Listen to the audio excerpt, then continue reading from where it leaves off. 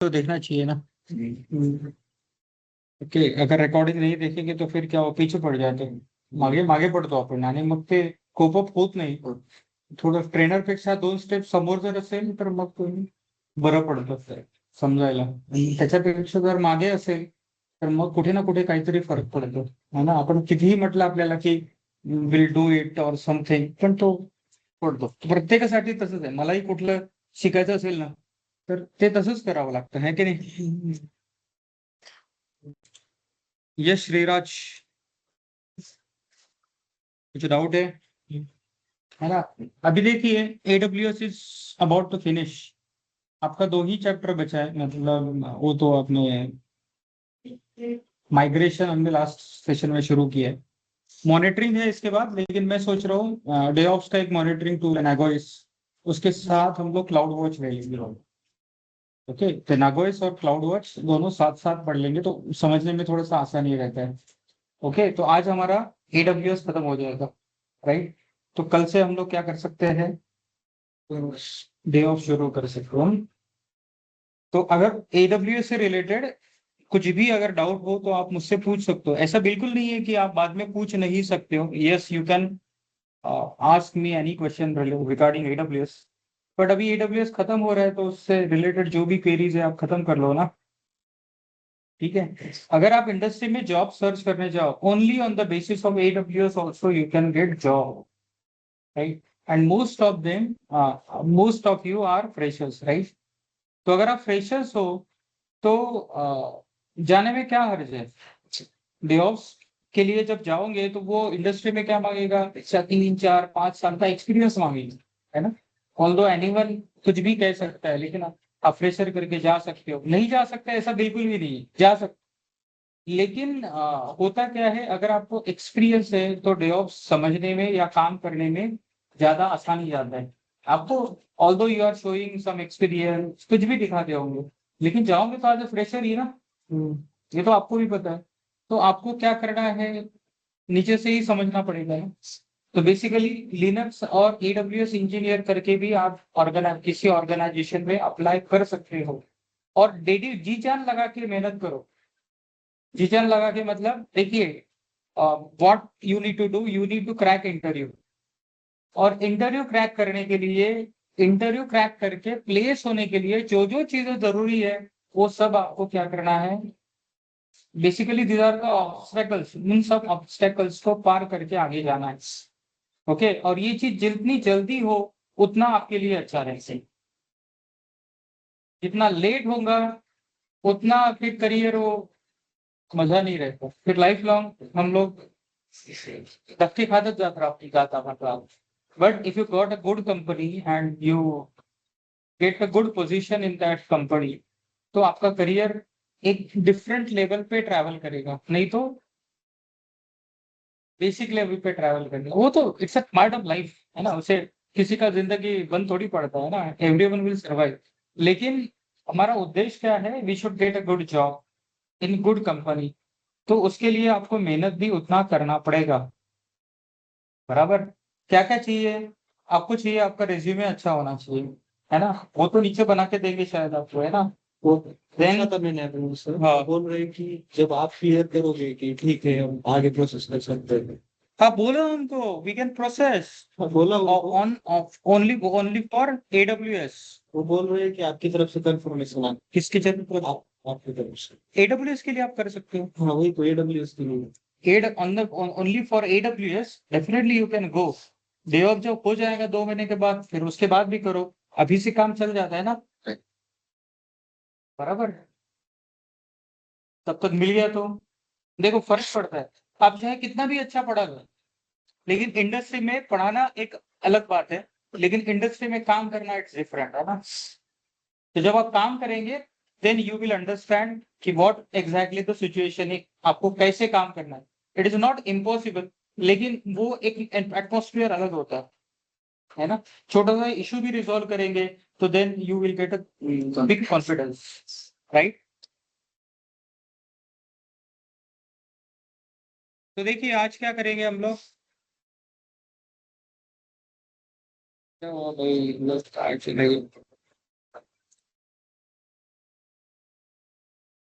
तो आज हम लोग क्या करते हैं, आज हम लोग देखेंगे,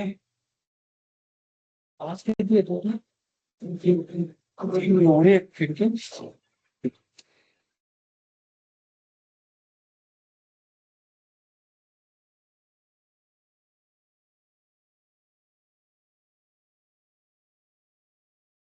मैं क्या बताने वाला हूँ, माइग्रेशन है ना। तो माइग्रेशन स्ट्रेटजीज के बारे में हमने डिस्कस किया था। कितनी है माइग्रेशन स्ट्रेटजीज? 4 स्ट्रेटजीज है ना। कौन कौन सा है माइग्रेशन स्ट्रेटजीज, याद है कुछ? Yes, Shriraj. What about data migration strategies? एक है बैकअप एंड रिस्टोर, दूसरा कौन सा है? Pilot light. दूसरा है पायलट लाइट, है ना। तीसरा है वार्म स्टैंड बाय। चौथा है hot site multi site approach. बराबर। अब ये बैकअप एंड रिस्टोर में क्या होता है, हम लोग बैकअप लेके रखते हैं, या बैकअप स्ट्रेटजी समझने पहले हमको देखना पड़ेगा what is RTO and what is RPO. RPO का मतलब है रिकवरी पॉइंट ऑब्जेक्टिव, और आरटीओ का मतलब है रिकवरी टाइम ऑब्जेक्टिव, है ना। अब देखिए, आरटीओ मतलब आरपीओ का मतलब होता है रिकवरी पॉइंट ऑब्जेक्टिव। अब ये क्या होता है कि बेसिकली कब डिजास्टर होता है तो उसी वक्त का बैकअप आपके पास होता है क्या? नहीं। जैसे कल शाम को रात बजे बैकअप लिया, कल मंडे था ना, ओके, कल बैकअप हो गया है डेटा का, और आज दिन में सवेरे 9 बजे से एम्प्लॉयज काम कर रहे हैं, अभी कितना बजा है, 12 सवा 12 बजा है, और अभी आपका डिजास्टर हो गया, राइट। तो जो रात को 9 बजे तक, रात को 10 बजे तक जो भी डेटा था वो तो बैकअप है, लेकिन आज सवेरे से लेके या 10 बजे के, रात को 10 बजे के बाद का जो डेटा आपके पास है क्या, डेटा या सर्विसेज है क्या? नहीं। तो basically that time is recovery point objective. मतलब अगर इतना लॉस होता है तो आपका ऑर्गेनाइजेशन सस्टेन कर सकता है क्या, राइट। या फिर एक हफ्ते पहले होता है तो एक हफ्ते से पहले से आज तक का डेटा अगर लॉस होता है, डेटा और एप्लीकेशन, तो आपका ऑर्गेनाइजेशन सस्टेन कर सकता है क्या, ये होना चाहिए। And that is what recovery point objective, है ना। और रिकवरी टाइम ऑब्जेक्टिव क्या है? डिजास्टर होने के बाद इसको रिस्टोर करने के लिए कितना समय लगता है, बराबर। अगर 2 दिन लगता है रिस्टोर होने के लिए, तो आपका ऑर्गेनाइजेशन उस चीज को सपोर्ट कर सकता है क्या? अब देखिए, ऑर्गेनाइजेशन का नेचर भी अलग अलग होता है, राइट। अगर हम लोग इन्फोसिस वगैरह की बात करेंगे तो उनका आरटीओ और आरपीओ दोनों कम रहना चाहिए। छोटा फर्म है जैसे आर्बर टेक्नोलॉजीज है ना, you know the what is the business model of arbor. समझो 2 दिन पूरा ठप पड़ गया बिजनेस, तो कुछ फर्क पड़ेगा क्या? यस, डेफिनेटली फर्क पड़ेगा, लेकिन ऑर्गेनाइजेशन फिर से रीस्टार्ट नहीं हो सकता है क्या? हो सकता है ना। तो अलग अलग ऑर्गेनाइजेशन का नेचर ऑफ बिजनेस अलग अलग होता है, तो डिपेंडिंग ऑन दैट आरटीओ और आरपीओ कम ज्यादा रहा तो सस्टेन भी कर सकते हैं, है ना। इन्फोसिस को बोलो 10 करोड़ रुपए खर्च करना है, 50 करोड़ रुपए खर्च करना है, कर देगा। आर्बर को बोलो कि 2 करोड़ रुपए खर्च करना है, तो कर पाएगा क्या? नहीं कर पाएगा, because the business nature is different, earning levels is also different, right. तो इसीलिए हमारे पास जो बैकअप स्ट्रेटजीज है वो क्या है? There are 4 back disaster recovery strategies. और वो कौन कौन सा है boss? Backup and restore, pilot light, warm standby and hot site और मल्टी साइट अप्रोच, राइट। तो बैकअप एंड रिस्टोर में क्या है, सिंपली हम लोग बैकअप लेके रखते हैं, राइट। और बैकअप लेके रखते हैं, और अगर डिजास्टर हो गया तो हम क्या करेंगे, सबको रिस्टोर करने का कोशिश करेंगे। अगर कल रात को 10 बजे बैकअप हुआ है, तो आज अगर सवा 12 बजे डिजास्टर हुआ है, तो इतना देर का जो डेटा है वो गया, फिर से काम करना पड़ेगा, है ना। और इसको रिस्टोर करने के लिए कितना समय लगेगा? हो सकता है 4 घंटे, 6 घंटे, एक दिन। Okay, that is what recovery time objective, right.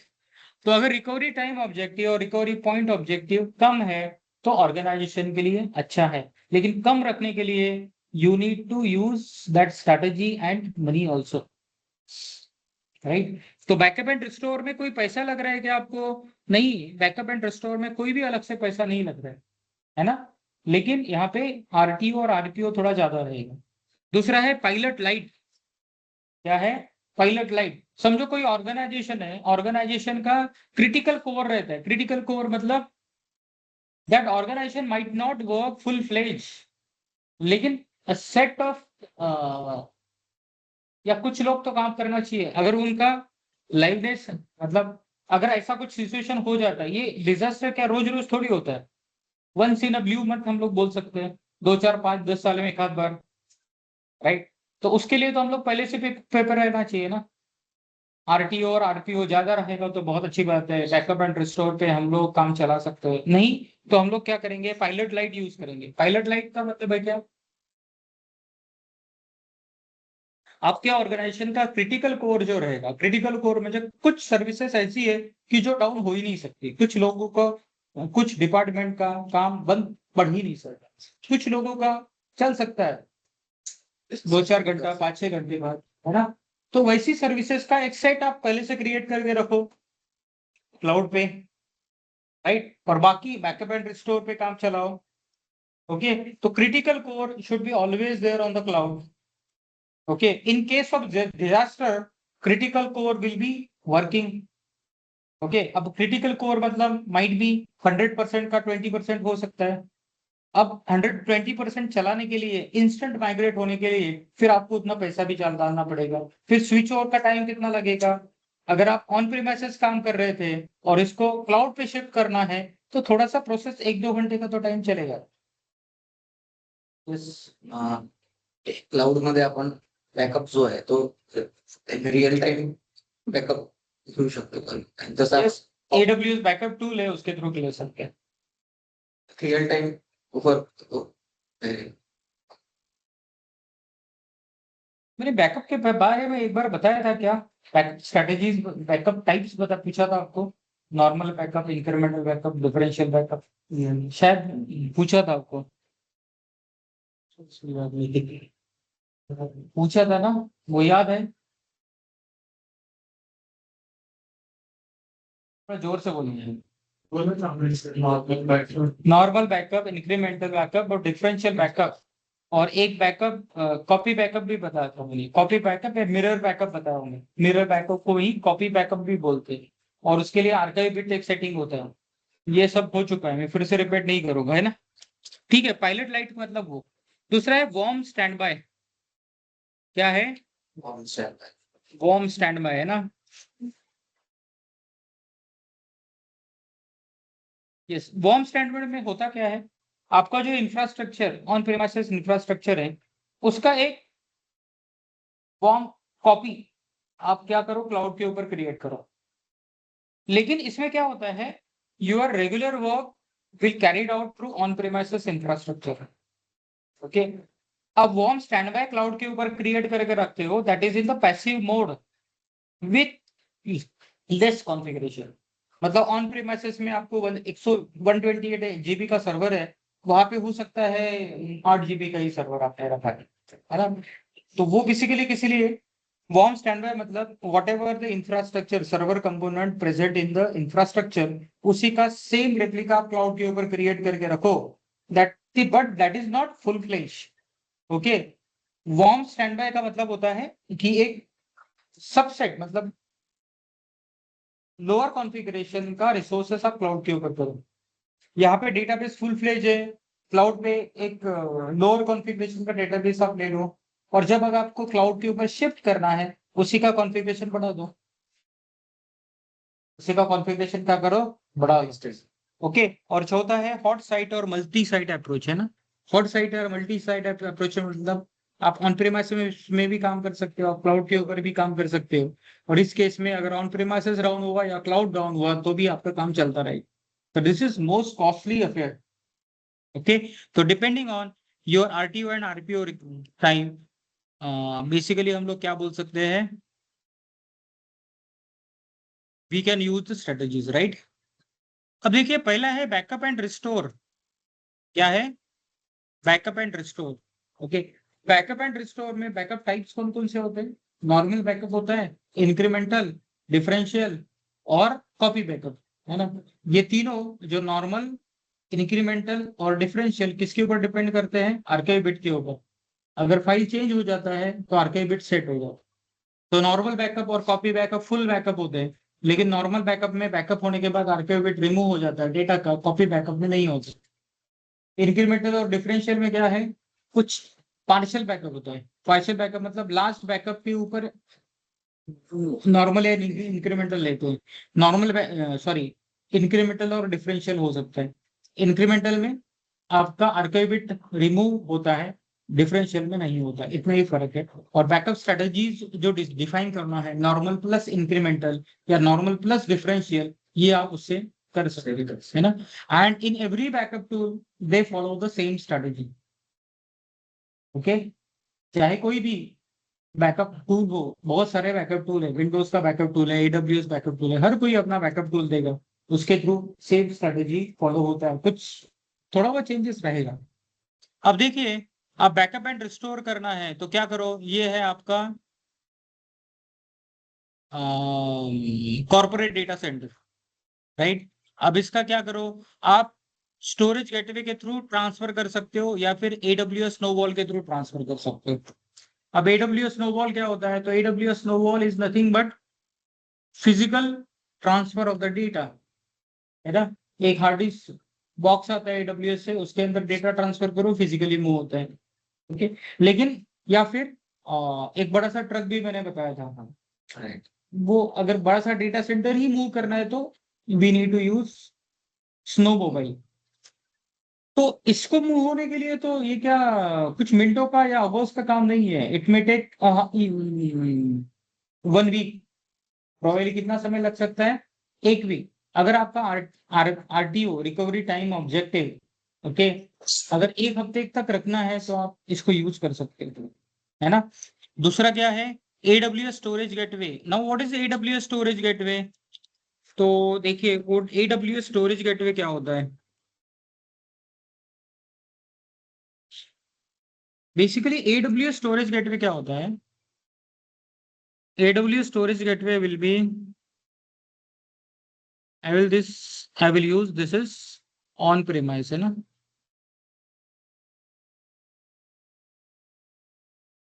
ये है आपका इंटरनेट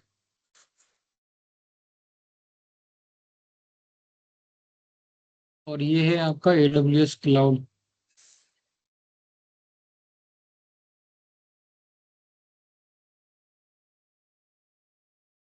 आप क्या करते हो पता है क्या, यहाँ पे एक सर्वर डिप्लॉय करते हैं,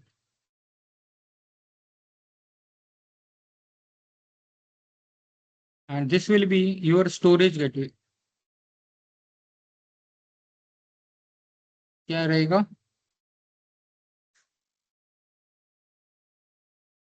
बराबर। अब स्टोरेज गेटवे है तो आपको यहाँ पे gateway service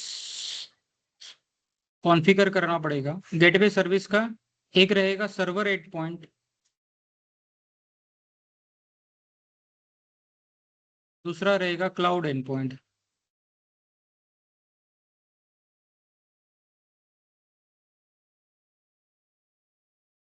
cloud and point समझो ये आपका फाइल स्टोरेज है, I will say this is a file storage. आपका क्लाउड एंड पॉइंट कहाँ कनेक्ट रहेगा, इसके साथ, है ना। और ये आपका सर्वर एंड पॉइंट इसके थ्रू किसके साथ कनेक्ट रहेगा, इसके साथ। ओके, यहाँ पे एक समझो फोल्डर है, आप डेटा नाम का फोल्डर ले लो, और ये आपके मशीन है ना, these are the different machines, right. आपको ये डेटा नाम का फोल्डर यहाँ पे माउंट करना पड़ेगा, है ना। ओके, तो basically we save data in this folder. किस फोल्डर में सेव करेंगे, we save data in forward / data folder, है ना, ऑन लोकल सर्वर। अब ये क्या करेगा, ये स्टोरेज गेटवे करके काम करता है। स्टोरेज गेटवे एक तरह का सर्विस है, ओके। वो ऑनलाइन डेटा ट्रांसफर काम करने का काम करता है क्लाउड के ऊपर। मतलब जो फाइल स्टोरेज में हम लोग डायरेक्टली डेटा स्टोर करते हैं, फाइल स्टोरेज कौन सा है? ईएफएस। कौन सा है? ईएफएस। तो उससे अच्छा स्टोरेज गेटवे आप यूज कर सकते हो। क्या यूज कर सकते हो? तो डेटा इधर स्टोरेज गेटवे के थ्रू जाएगा। अब स्टोरेज गेटवे का फायदा क्या होता है? Cloud services are very bandwidth intensive. मतलब अगर आपने क्लाउड के ऊपर डेटा ट्रांसफर कर रहे हो, क्लाउड सर्विसेज यूज कर रहे हो, तो बहुत सारा बैंडविड्थ सक करता है। मतलब बाकी चीजों के लिए आपके पास बैंडविड्थ बचता ही नहीं है। तो नॉर्मली क्या किया जाता है, क्लाउड सर्विसेज यूज करने के लिए बैंडविड्थ आप डिफाइन कर दो। ओके, हो सकता है 40% बैंडविड्थ आपने उसको दे दिया, 60% बैंडविड्थ आप दूसरी चीजों के लिए रखो, राइट। और यहाँ पे होता क्या है, आपका डेटा का एक कॉपी इस फोल्डर में सेव होता है और दूसरा कॉपी कहाँ जाएगा? फाइल स्टोरेज में। तो यहाँ पे जो डेटा एक्सेस करते हो वो लोकली एक्सेस हो जाता है, and this data is replicated over here. और डेटा रेप्लिकेट कैसे होता है? That is asynchronous.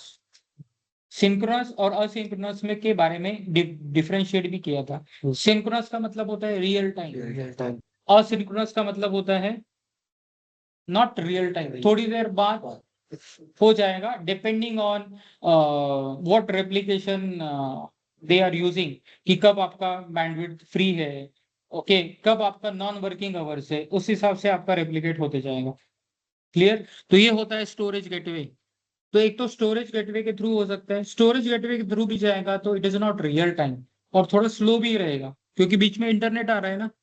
और आपका ये जो रहेगा स्नोबॉल, तो ये तो फिजिकल ट्रांसफर है, तो इतना इसमें तो कितना भी डेटा आप भेज सकते हो। क्लियर?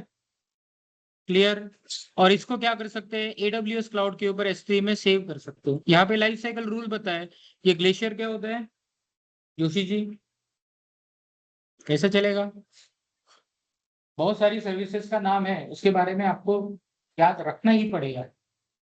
ओके, ना याद रख के कुछ फायदा है क्या? कुछ नहीं होने वाला। क्या होता है Shriraj?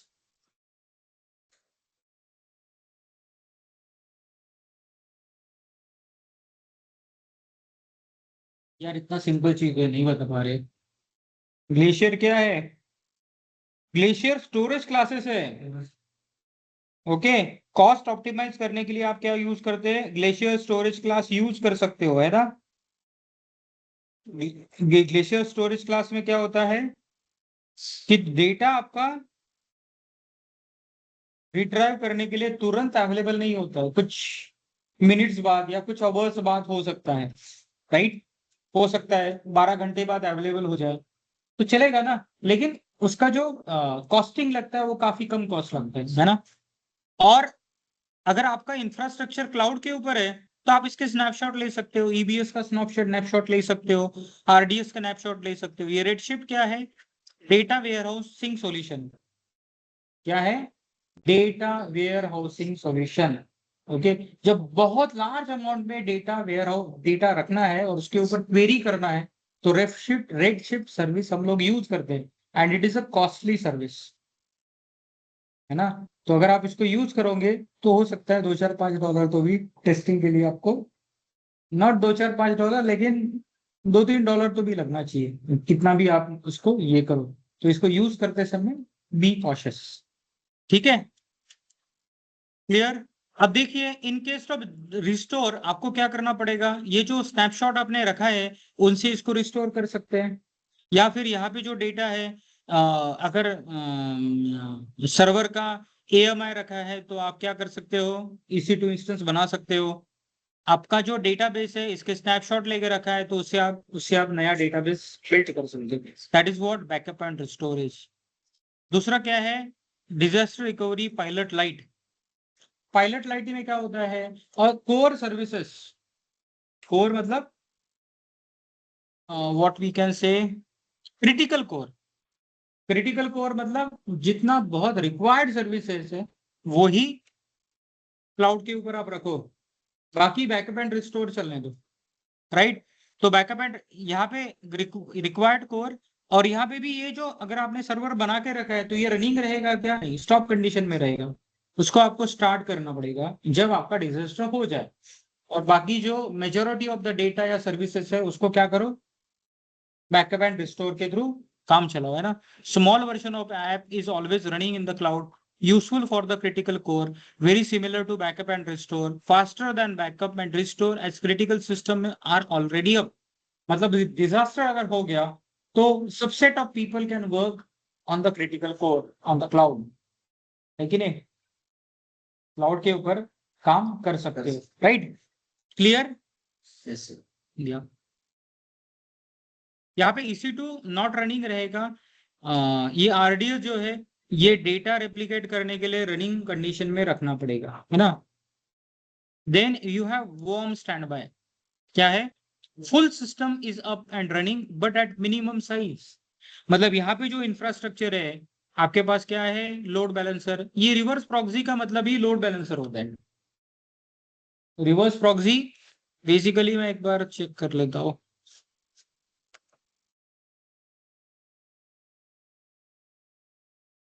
Reverse proxy and load balancer is same.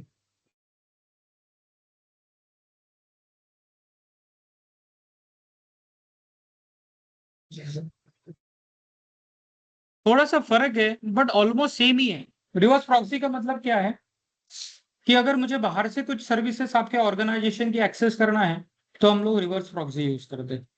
क्या यूज करते हैं? Reverse proxy. या कुछ केसेस में हम लोग नेट भी बोलते हैं। नेट मतलब नेटवर्क एड्रेस ट्रांसलेशन, है ना? तो अभी इतना डिटेल में मत जाओ। एग्जैक्टली इसने दिया कि एग्जैक्टली सही नहीं है, लेकिन basically what reverse proxy and load balancer are not exactly the same but they are closely related and sometimes overlap its functionality। मतलब थोड़ा सा कुछ डिफरेंस रहेगा, majority of the functionality same, है ना? तो बेसिकली आप रिवर्स प्रॉक्सी का मतलब है बाहर से अगर सर्विसेज एक्सेस करना है तो जैसे यहाँ पे लोड बैलेंसर है तो यहाँ पे रिवर्स प्रॉक्सी है। हम रिवर्स प्रॉक्सी के थ्रू एप्लीकेशन सर्वर एक्सेस कर सकते हैं और एप्लीकेशन सर्वर डेटाबेस को एक्सेस कर सकते हैं। तो यहाँ पे क्या हो रहा है आपका? यहाँ पे देखिए लोड बैलेंसर है, ऑटो स्केलिंग ग्रुप है एप्लीकेशन के लिए, और ये क्या करेगा? आपका डेटाबेस एक्सेस करेगा, बराबर। और लेकिन इनका जो कॉन्फ़िगरेशन साइज है ये बहुत मिनिमम लेवल का रहेगा क्योंकि उसके ऊपर कोई यूजर काम नहीं करते रहेगा। जब डिजास्टर हो जाएगा तो हम लोग क्या करेंगे? उनका सबका कॉन्फ़िगरेशन बढ़ा देंगे। बढ़ाने के लिए जो भी समय लगता हो या we can use some strategy, okay? तो उस हिसाब से कुछ थोड़ा तो समय लगेगा, लेकिन इंफ्रास्ट्रक्चर तो रेडी है, सिर्फ कॉन्फ़िगरेशन बढ़ा के लगेगा आगे रखना है। क्योंकि कॉन्फ़िगरेशन का साइज ज्यादा रहेगा तो पैसा भी ज्यादा लगेगा। कम कॉन्फ़िगरेशन के रिसोर्सेस रहेंगे तो आपके पास पैसा कम लगेगा, right? Clear? Okay. And next, और ये तभी काम करता है जब ये फेलोर होता है, ओके? अब देखो multi site hot site approach. Multi site hot site approach मतलब आपका ऑन प्रीमाइसेस इंफ्रास्ट्रक्चर जो है वो क्लाउड के ऊपर भी रहेगा, ओके? दोनों एक्टिव एक्टिव फॉर्म में काम करेंगे। ये एक्टिव स्टैंड बाय फॉर्म में काम करेगा, है ना? लेकिन स्टैंड बाय में भी कैसा है? मिनिमम कॉन्फ़िगरेशन का है। अगर आपका ऑन प्रीमाइसेस एक्टिव रिसोर्सेस खत्म हो जाए तो आप स्टैंड बाय वाला एक्टिव बनेगा और वो काम करेगा। Now last one is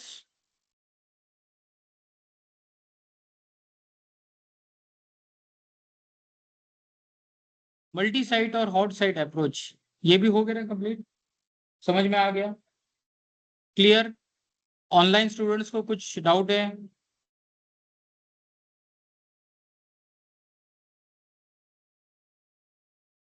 yes Rahul, संकेत।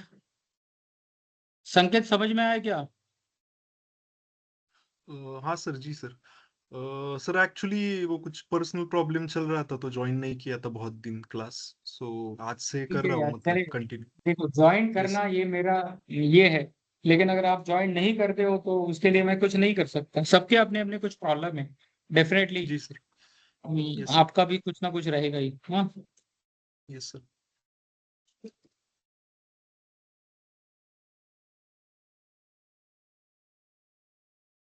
तो देखो आप इस तरह से भी कर सकते हो, जरूरी नहीं कि ऑन प्रेमाइसेस में ही इंफ्रास्ट्रक्चर होना चाहिए। आपका क्या होना चाहिए?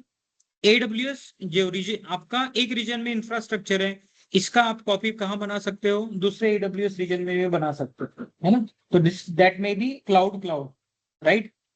अब देखो ये हो गया आपका डिजास्टर रिकवरी टिप्स है ना, आप क्या करो, बैकअप, ईबीएस स्नैपशॉट, बैकअप कैसे लोगे? ईबीएस का स्नैपशॉट ले सकते हो, ये मैनुअल स्नैपशॉट लेते हैं आप लोग ईबीएस का, है ना। आरडीएस का ऑटोमेटेड बैकअप इनेबल कर सकते हो, स्नैपशॉट भी ले सकते हो, है ना। रेगुलर पुशेस टू S3 आए, ग्लेशियर, लाइफ साइकिल पॉलिसी और क्रॉस रीजन रेप्लिकेशन। आप लाइफ साइकिल पॉलिसी भी अप्लाई कर सकते हो, ओके, या क्रॉस रीजन रेप्लिकेशन भी कॉन्फ़िगर कर सकते हो। S3 का क्रॉस रीजन रेप्लिकेशन आपने कॉन्फ़िगर किया है, ओके। एक रीजन समझो, एपी साउथ वन में, एपी साउथ वन है ना, हाँ, मतलब एक रीजन में है तो उसका दूसरा कॉपी दूसरे रीजन में रेप्लिकेट कर सकते हो। एडब्ल्यूएस अपने आप रेप्लिकेट कर लेगा, उसके लिए हमको कुछ नहीं करना पड़ता है ना। या फिर ऑन प्रीमाइसेस से आपको डेटा क्लाउड के ऊपर शिफ्ट करना है तो आप स्नोबॉल या स्टोरेज गेटवे के थ्रू हम लोग शिफ्ट कर सकते हैं। मुझे लगता है स्टोरेज गेटवे के बारे में आपको समझ में आ गया है। Although you have not configured the storage gateway, अगर आप एक्स्ट्रा चाहते हो करके देखना तो डेफिनेटली ट्राई कर सकते हो कि how storage gateway will work. लेकिन मेरा क्या कहना है, कॉन्फ़िगर करने से अच्छा है इंटरव्यू का प्रिपरेशन करो, राइट। मतलब अगर किसी ने क्रॉस क्वेश्चन पूछा तो you should able to give the answers of the things. वो कॉन्फ़िगरेशन कब पूछेगा, जब आप हो सकता है लास्ट राउंड पे चले गए और उसको टेस्ट करना है practical skill, eight that time he will give, और वो तुरंत ही पूछेगा वैसी चीजें, उसके लिए आपको समय भी देगा, ओके। देखिए होता क्या है, किसी भी इंसान को चाहे कितना भी एक्सपर्ट हो, उसको कोई चीज तुरंत करने के लिए बोलो ना तो वो नहीं होगा, ओके। उसके लिए बट वो कर सकता है कि नहीं, वो कैपेबिलिटी चेक करना। कर कौन सी चीज सकते हैं जो day to day regular working में हम लोग करते हैं वो, लेकिन उससे क्या पूछा जाना चाहिए, उससे पूछा जाना चाहिए कॉन्सेप्ट कैसे होता है। तो अगर वो कॉन्सेप्ट उसका सही तरह से आता है, रिप्लाई, तो हम लोग बोल सकते हैं नहीं ये कर लेगा। क्योंकि चीजें परफॉर्म करने के लिए तो बहुत सारी माइनर चीजें देखना पड़ेगा ना, उसका कॉम्पेटिबिलिटी देखना पड़ेगा, राइट। नहीं तो करते समय तो बहुत सारी प्रॉब्लम आ सकती है ना, बट वो बंदा उसको ओवरकम कर सकता है क्या नहीं, वो परफॉर्म कर पाएगा कि नहीं, it decides your theoretical knowledge. तो थ्योरेटिकली आपको बहुत अच्छा होना चाहिए, और आपके हर इंटरव्यू में आपको कोई प्रैक्टिकल करके नहीं पूछता, क्या पूछता है, थ्योरेटिकल। और उसके बाद भी वहां पे केटी होता है, ऑर्गेनाइजेशन में जाने के बाद नॉलेज ट्रांसफर किस तरह से काम होता है ये भी बताया जाता है आपको। ऐसा भी नहीं कि आपको डायरेक्टली बोला जाएगा जाओ और काम करो, ऐसा कहीं नहीं होता है। हाँ, इंडक्शन होता है, केटी होता है।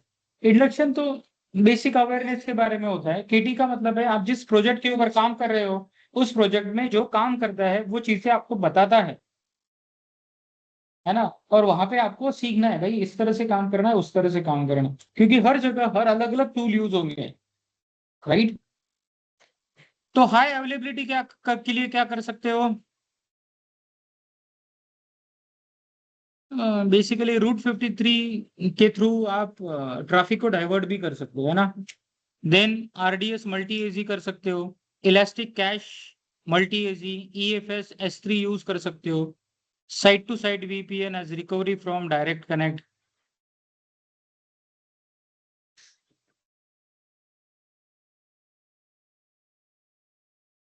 ओके, हाई अवेलेबिलिटी के लिए क्या, आर रूट 53 यूज कर सकते हो। रूट 53 का मतलब होता है डीएनएस, ओके।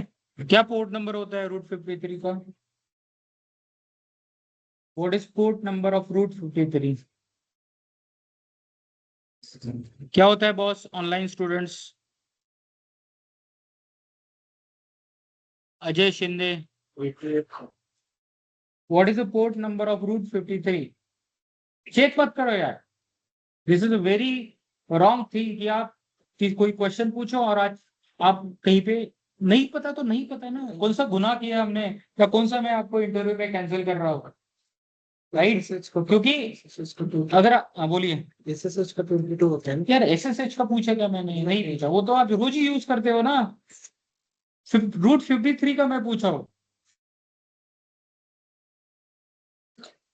ये एक ऐसी चीज है कि जो पोर्ट नंबर भूल ही नहीं सकते। इसका पोर्ट नंबर 53 है, इसलिए इसको रूट 53 कहा गया है। क्या कहा गया है? चलो इसको भूल सकते हैं क्या भाई? नहीं, इसके नाम में ही दिया है ना भाई, 53 पोर्ट नंबर, तो कैसे भूल गए हम लोग? इसका मतलब है कि आपका कॉन्सेंट्रेशन कहीं तो भी लूज हो रहा है। सर एक स्टोरेज गेटवे बद्दल प्रश्न होता की जे ऑन प्रिमाइसेस स्टोरेज गेटवे आहे ते फॉर एक्झाम्पल लाईक नेटॅप म्हणून एक जे स्टोरेज असते ऑन प्रिमाइसेस डेटा सेंटर त्याला स्टोरेज गेटवे म्हणतो ना. वो तो स्टोरेज हो गया ना। ओके. अगर नेट ऐप आपका ऑन प्रेमाइसेस है, वो तो स्टोरेज हो गया ना। स्टोरेज गेटवे कैसे हो गया? गेटवे का मतलब पता है क्या आपको, क्या होता है? What is the meaning of gateway? यहाँ का गेटवे कौन सा है? गेटवे मतलब गेट जिसके थ्रू हम लोग बाहर जाते हैं, है ना। तो नाम भी इसी तरह से दिया है ना, गेटवे जिसके थ्रू हम लोग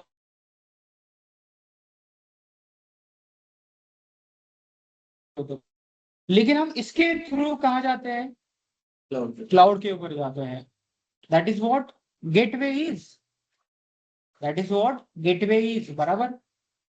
जैसे आप डिफॉल्ट गेटवे, पता है क्या डिफॉल्ट गेटवे क्या होता है? What is default gateway? जो ऑटोमेटिकली असाइन होता है. ऐसा जरूर थोड़ी ऑटोमेटिकली असाइन होता है, वो तो डीएससीपी के थ्रू होता है। क्या होता है डीएससीपी? बोलो क्या होता है अजय कुमार?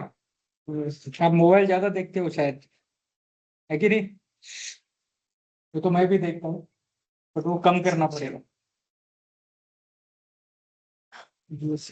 क्या होता है गेटवे? वर्किंग हो, वो भी सिस्टम में हो, अगर आप गेटवे नहीं बता सकते हो, कोई बोलेगा किस लिए, क्या काम करते हो आप, है कि नहीं? अभी देखिए, मैंने क्वेश्चन पूछा, आपको नहीं आया, इसका मतलब बहुत बुरा मानने की जरूरत नहीं है। वो आपके पर्सनल लेवल पे मानो कि मुझे इससे कैसे ओवरकम करना है, राइट।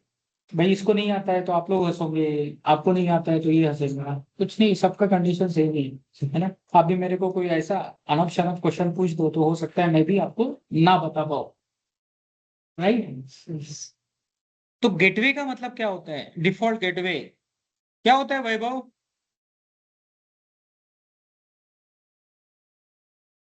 डिफॉल्ट गेटवे मतलब exit interface of network. Router का इंटरनल आईपी आपका डिफॉल्ट गेटवे करके काम करता है, जिसके थ्रू हम लोग इंटरनेट के जा सकते हैं, है ना। गेटवे का मतलब बाहर जाने का रास्ता। स्टोरेज गेटवे मतलब जो आपको क्लाउड बैकअप, क्लाउड के ऊपर जो स्टोरेज है उसके साथ कनेक्ट करता है ना, बराबर। तो आपका जो नेट ऐप जो बैकअप है, अब उसको एग्जैक्टली कैसे काम करता, अभी जब तक उसका आर्किटेक्चर में देख ना लो, मेरे लिए आंसर करना थोड़ा सा डिफिकल्ट है। लेकिन ये गेटवे है जिसके थ्रू आप यहाँ पे डेटा सेव करते हो, आप करते हो यहाँ पे सेव, लेकिन ये ऑटोमेटिकली यहाँ पे सेव करेगा। This is what the storage gateway is, है ना। डिफॉल्ट गेटवे क्या होता है पता है क्या?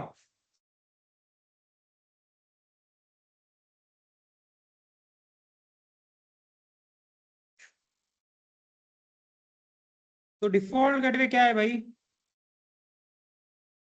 डिफॉल्ट गेटवे कहा गया डिफॉल्ट गेटवे 192.168.1.1।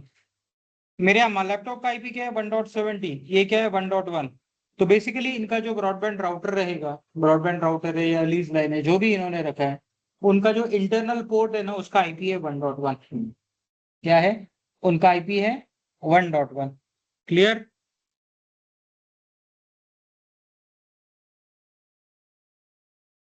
तो आप हाई अवेलेबिलिटी के लिए ये स्ट्रेटजीज यूज कर सकते हो। देन रेप्लिकेशन के लिए आरडीएस का replication cross region, AWS Aurora replication के लिए यूज कर सकते हो, या फिर ऑन प्रीमाइसेस का डेटाबेस का आप क्या करो, क्लाउड के ऊपर। आरडीएस का मतलब है रिलेशनल डेटाबेस सिस्टम, राइट। ये क्लाउड के ऊपर होता है, AWS क्लाउड के ऊपर। तो AWS ऑन प्रीमाइसेस का RDBMS जो है उसका RDS के साथ आप क्या कर सकते हो, रेप्लिकेट करवा सकते हैं ना। स्टोरेज गेटवे भी है, ऑटोमेशन के लिए आप क्लाउड फॉर्मेशन यूज कर सकते हो, राइट।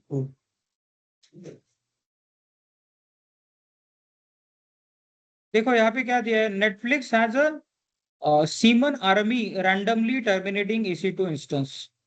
नेटफ्लिक्स क्या करता है, उसने बहुत सारे सर्वर्स क्रिएट करके रखे। क्या करके रखे, बहुत सारे सर्वर्स, हो सकता है 200-300 सर्वर है world wide, I don't know exact number. लेकिन वो करता क्या है, हाई अवेलेबिलिटी के लिए कभी भी रैंडमली कोई भी सर्वर ऑफ कर देता है। उससे he has created such a architecture, अगर एक सर्वर बंद भी हो गया तो that load will be shifted to another server, है ना। तो इसके उस होता क्या है, उसका टेस्टिंग भी हो जाता है और इंफ्रास्ट्रक्चर भी आपका काम करता है। तो अगर कभी डिजास्टर हो भी गया and few servers are not working तो उसका नेटफ्लिक्स चलता रहे, right. Next,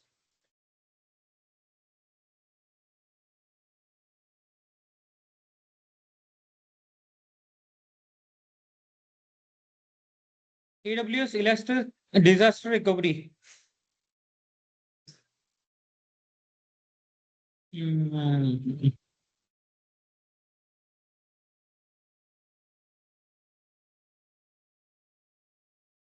quickly and easily, इसका नाम जो था ना, cloud endure disaster recovery. Basically AWS ने एक टूल क्या है परचेज किया है किसी और से, तो उसका प्रीवियस नाम जो था क्लाउड एंड्योर डिजास्टर रिकवरी। अभी इसका नाम क्या रखा है AWS ने, DRS, that is elastic disaster recovery, right. ये क्या करता है, this tool will help you to migrate और create copy of your on premises infrastructure to AWS cloud. इसके लिए आपके पास क्या होना चाहिए, AWS रेप्लिकेशन एजेंट आप क्या करोगे, इंस्टॉल करोगे।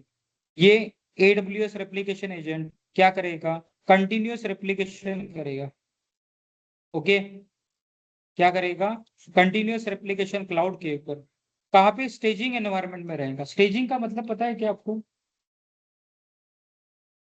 स्टेजिंग का मतलब है प्रोडक्शन में जाने से पहले का जो एनवायरनमेंट तैयार होता है वो होता है स्टेजिंग। जैसे कि हमने कोई सॉफ्टवेयर डेवलप प्रोजेक्ट हमने क्रिएट किया, हमारे ऑर्गेनाइजेशन सॉफ्टवेयर डेवलपमेंट फर्म है और हमारे ऑर्गेनाइजेशन में किसी क्लाइंट का प्रोजेक्ट उठा है। अब उस एनवायरनमेंट का स्टेजिंग जो एनवायरनमेंट है वो क्या होता है, पूरा सॉफ्टवेयर बनाने के बाद इसको हम लोग डिप्लॉय करते हैं और वो प्रोडक्शन में गया क्या नहीं, that is on the staging environment. Staging environment में क्या होता है, यूएटी होता है। यूएटी मतलब यूजर एक्सेप्टेंस टेस्टिंग। क्या होता है, यूजर एक्सेप्टेंस टेस्टिंग। और उसके बाद डॉक्यूमेंटेशन भी होता है। ओके, अगर यूएटी अप्रूव्ड आ गया तो उसको हम लोग प्रोडक्शन में डाल सकते हैं। कहाँ डाल सकते हैं, प्रोडक्शन में डाल सकते हैं ना। और प्रोडक्शन में भी डालेंगे कैसे, ब्लू ग्रीन स्ट्रेटजी के थ्रू डालेंगे। पता है क्या ब्लू ग्रीन स्ट्रेटजी क्या होता है। यार मैंने बहुत सारे क्वेश्चन आपको पूछ रहा हूँ, आप नहीं नहीं बोल रहे हो, और ये सब चीजें मैंने आपको पढ़ाया है। ओके, अब कब हुआ क्या हुआ, that you need to understand. अभी जो बात कर रहा हूँ मैं, समझ में आ रहा है क्या। स्टेजिंग का मतलब क्या होता है, जब आपका पूरा प्रोडक्ट डेवलप हो जाता है, आपको लगता है this is for going to live, लेकिन उसके पहले क्लाइंट चेक करेगा ना, उसको बोलते हैं यूजर एक्सेप्टेंस टेस्टिंग। उसके लिए हमको किसी सर्वर पे उसको डिप्लॉय करना पड़ेगा या सेट ऑफ सर्वर्स पे डिप्लॉय करना पड़ेगा, राइट। क्लाइंट आएगा, will check all the functionality. हमने तो हमारे एंड से चेक कर लिया है ना, हमारे टेस्टिंग इंजीनियर्स ने कर लिया है। लेकिन जो एक्चुअल काम करता है वो क्या है, क्लाइंट। तो क्लाइंट क्या करेगा, इसको चेक करेगा। मतलब यूएटी कंप्लीट हो गया, यूजर एक्सेप्टेंस टेस्टिंग, तो इसको लाइव कर सकते, बराबर। और साथ में उसका डॉक्यूमेंटेशन भी क्रिएट होता है, क्योंकि विदाउट डॉक्यूमेंटेशन तो कोई चीज काम होता ही नहीं है ना। और इसको पूरी तरह से डायरेक्टली डिप्लॉय करते हैं क्या, जनरली नहीं करते, हम लोग ब्लू ग्रीन स्ट्रेटेजी यूज करते हैं। ब्लू ग्रीन स्ट्रेटेजी का मतलब है कि दो पैरेलल सर्वर रखेंगे, एक के ऊपर आपका एग्जिस्टिंग प्रोडक्शन सर्वर है, दूसरे के ऊपर आपका क्या है, नया सर्वर डालोगे, और क्या करोगे, कुछ पोर्शन ऑफ लोड आप नए सर्वर के ऊपर ट्रांसफर करोगे 10%, और 90% कहाँ जाएगा, ओल्ड सर्वर के पास। अब ओल्ड सर्वर, ओल्ड एप्लीकेशन तो आपका पूरी तरह से वर्किंग है, तो उसमें तो यूजर को कोई कंप्लेंट नहीं है। नया एप्लीकेशन के ऊपर हो सकता है एक कोई यूजर ऐसा कोई फीचर यूज कर रहा है जिसको एक्सेसिबल ना हो, तो but that problem will occur for only 10% of people, right. 90% तो आपका वर्कलोड चल रहा है ना, राइट। तो फिर आप क्या करोगे, उसको रेक्टिफाई करोगे और लाइव करोगे, बराबर। That is called blue green strategy. Green मतलब आपका 90%, ब्लू मतलब इट इज अंडर चेकिंग। हालांकि यूजर ने यूएटी कंप्लीट कर ली है, लेकिन यूजर मतलब client, okay. Now the user is success, client के भी यूजर्स रहेंगे ना, वो जब फंक्शनलिटी यूज करेंगे eight that time might be, बहुत सारी फंक्शनलिटी होती है, कुछ फीचर में कोई अलग तरह से यूज करता होगा, at that time that blue green strategy works, right. तो this is a tool through which we can do the continuous replication, और ये कहाँ पे जाएगा, स्टेजिंग एनवायरनमेंट में जाएगा। स्टेजिंग एनवायरनमेंट में low cost EC2 instances and EBS volumes use किया जाएगा, बराबर। और फिर जब ये फेलोर होता है तो क्या करेंगे, इसका इंफ्रास्ट्रक्चर बढ़ा के इसको प्रोडक्शन कर देंगे, क्या कर देंगे, प्रोडक्शन। और ये अगर ऑन प्रीमाइसेस एनवायरनमेंट फिर से खड़ा हो जाता है तो हम लोग इसको क्या करेंगे, फेल बैक कर देंगे। फेल बैक मतलब ऑन प्रीमाइसेस चालू करेंगे क्लाउड का, फिर से स्टेजिंग एनवायरनमेंट चलाएंगे, है ना। तो this is a tool, very good tool provided by AWS, right. यहाँ पे continuous block level replication of your servers होता रहेगा। Then database migration services.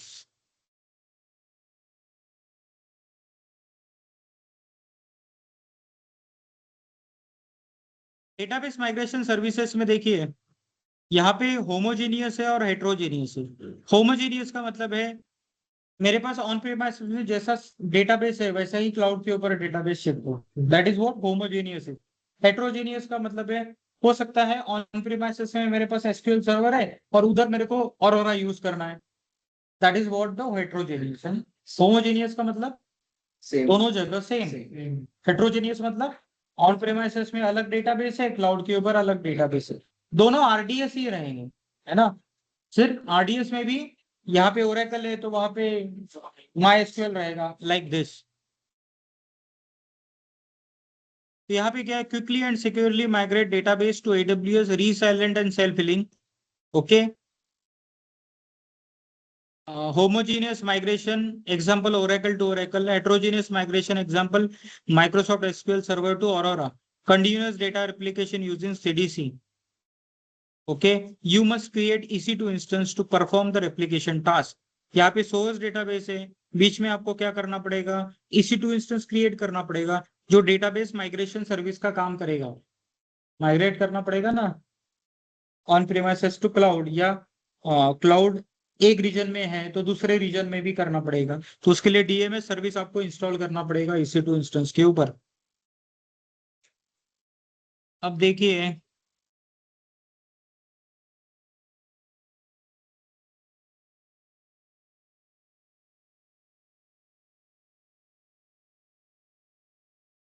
Know what is source, क्या क्या हो सकते हैं, सोर्स क्या हो सकता है और टारगेट क्या हो सकता है। Source can be on premises and EC2 instances database, Oracle, MS SQL Server, MS SQL, MariaDB, PostgreSQL, MongoDB, SAP। SAP का भी डेटाबेस होता है, DB2B डेटाबेस होता है। Azure का SQL डेटाबेस है, Amazon RDS all including Aurora, Amazon S3, DocumentDB। तो basically source आपका एक रीजन टू दूसरे रीजन भी तो माइग्रेट किया जा सकता है ना। ऑन प्रीमाइसेस का माइग्रेशन भी क्लाउड के ऊपर हो सकता है। आप वैसे तो क्लाउड का माइग्रेशन भी ऑन प्रीमाइसेस में हो सकता है, या क्लाउड के एक रीजन का माइग्रेशन दूसरे रीजन में हो सकता है। तो यहाँ पे सोर्सेस ये दिए, टारगेट क्या दिया है, on premises and EC2 instances. Basically ये Amazon RDS, Redshift, DynamoDB, S3, OpenSearch service, Kinesis data stream, तो ये टारगेट हो सकते हैं ना। Now see AWS schema conversion tool. अब देखिए, मैंने जो आपको बताया था, माइग्रेशन अगर डेटाबेस का करना है तो यहाँ पे होमोजीनियस डेटाबेस हो सकते हैं और हेट्रोजीनियस। होमोजीनियस मतलब दोनों जगह पे सेम डेटाबेस, तो यहाँ पे सिर्फ डेटाबेस माइग्रेशन सर्विस लगेगा। लेकिन हेट्रोजीनियस यूज करेंगे मतलब दोनों जगह पे अलग अलग डेटाबेस, तो इसका स्कीमा चेंज करना पड़ेगा। स्कीमा का मतलब क्या होता है? डेटाबेस नहीं, स्कीमा का मतलब क्या? जनरल वर्ड है ना। स्कीमा का क्या मतलब होगा? थोड़ा सोचोगे तो डेफिनेटली मतलब पता चल जाएगा। इसको कन्वर्ट करना है, बेसिकली डेटाबेस कन्वर्ट करना है। मतलब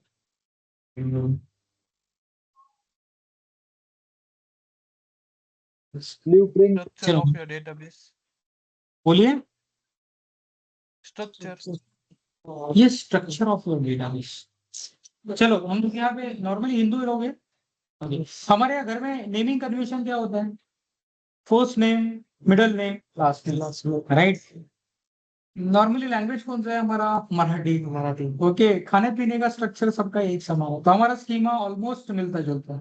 अगर कोई फॉरेनर आ गया तो उसका स्कीमा अलग है। कोई चाइनीज बंदा आ गया तो हो सकता है उसका नेमिंग कन्वेंशन अलग हो, राइट। खाने पीने का तरीका अलग हो। तो basically this is what the schema is. तो बेसिकली एक डेटाबेस जिस दोनों डेटाबेस डेटा तो स्टोर करता है, ओके, दोनों में डेटा ही रहेगा, लेकिन उसका रखने का तरीका अलग हो, स्ट्रक्चर में भी different. That is what the schema is, information of storing data, okay. या स्कीमा का मतलब क्या होता है? स्ट्रक्चर बोल सकते हैं सिंपली वर्ड में। मेरे को ये भी लाइन याद नहीं आ रही है, उसका एक अच्छा सा वर्ड है, फ्रेज है स्कीमा को याद रखने के लिए, अभी वो लाइन याद नहीं आ रही। लेकिन आप बोल सकते हो structure of database is what schema. तो अगर आप अलग अलग हेट्रोजीनियस डेटाबेस यूज करोगे तो यहाँ पे क्या करना पड़ेगा आपको? स्कीमा कन्वर्शन टूल यूज करना पड़ेगा ना। तो स्कीमा कन्वर्शन टूल कब करना पड़ेगा? तो अगर आपका सोर्स डेटाबेस ओरेकल है और टारगेट डेटाबेस माई एक्सक्यूएल है, ओके, दोनों डिफरेंट इंजन है, तो आपको डेटाबेस माइग्रेशन सर्विस और स्कीमा कन्वर्शन टूल भी लगेगा। अगर आपका होमोजीनियस है तो स्कीमा कन्वर्शन टूल लगेगा क्या? नहीं, सिर्फ database migration tool, database migration service लगेगा, राइट।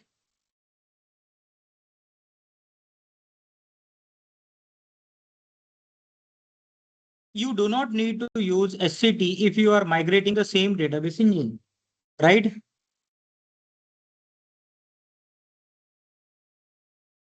क्लियर। DMS क्या करता है? कंटिन्यूअस रेप्लिकेशन करता है। अब देखिए यहाँ पे ओरेकल डेटाबेस है, अब यहाँ पे ओरेकल डेटाबेस है ना, सोर्स है। आपने यहाँ पे क्या किया है? डेटाबेस माइग्रेशन सर्विस इंस्टॉल किया है EC2 इंस्टेंस के ऊपर, राइट। ये डेटा को माइग्रेट करके, एग्जांपल है Amazon RDS, MySQL DB use किया है ना। तो डेटाबेस माइग्रेशन टूल आपने कहाँ रखा? EC2 इंस्टेंस पे। लेकिन आपको एक सर्वर क्रिएट करना पड़ेगा जिसके ऊपर AWS SCT इंस्टॉल करना पड़ेगा, जो क्या करेगा? स्कीमा कन्वर्ट करेगा और स्कीमा यहाँ पे ट्रांसफर करेगा, which will make this schema of Oracle database compatible with MySQL database on AWS, है ना। तो देखिए ये इंपॉर्टेंट है, स्कीमा कन्वर्शन टूल कब यूज करना पड़ेगा और डेटाबेस माइग्रेशन सर्विस कब यूज करना पड़ेगा, आपको पता है। Now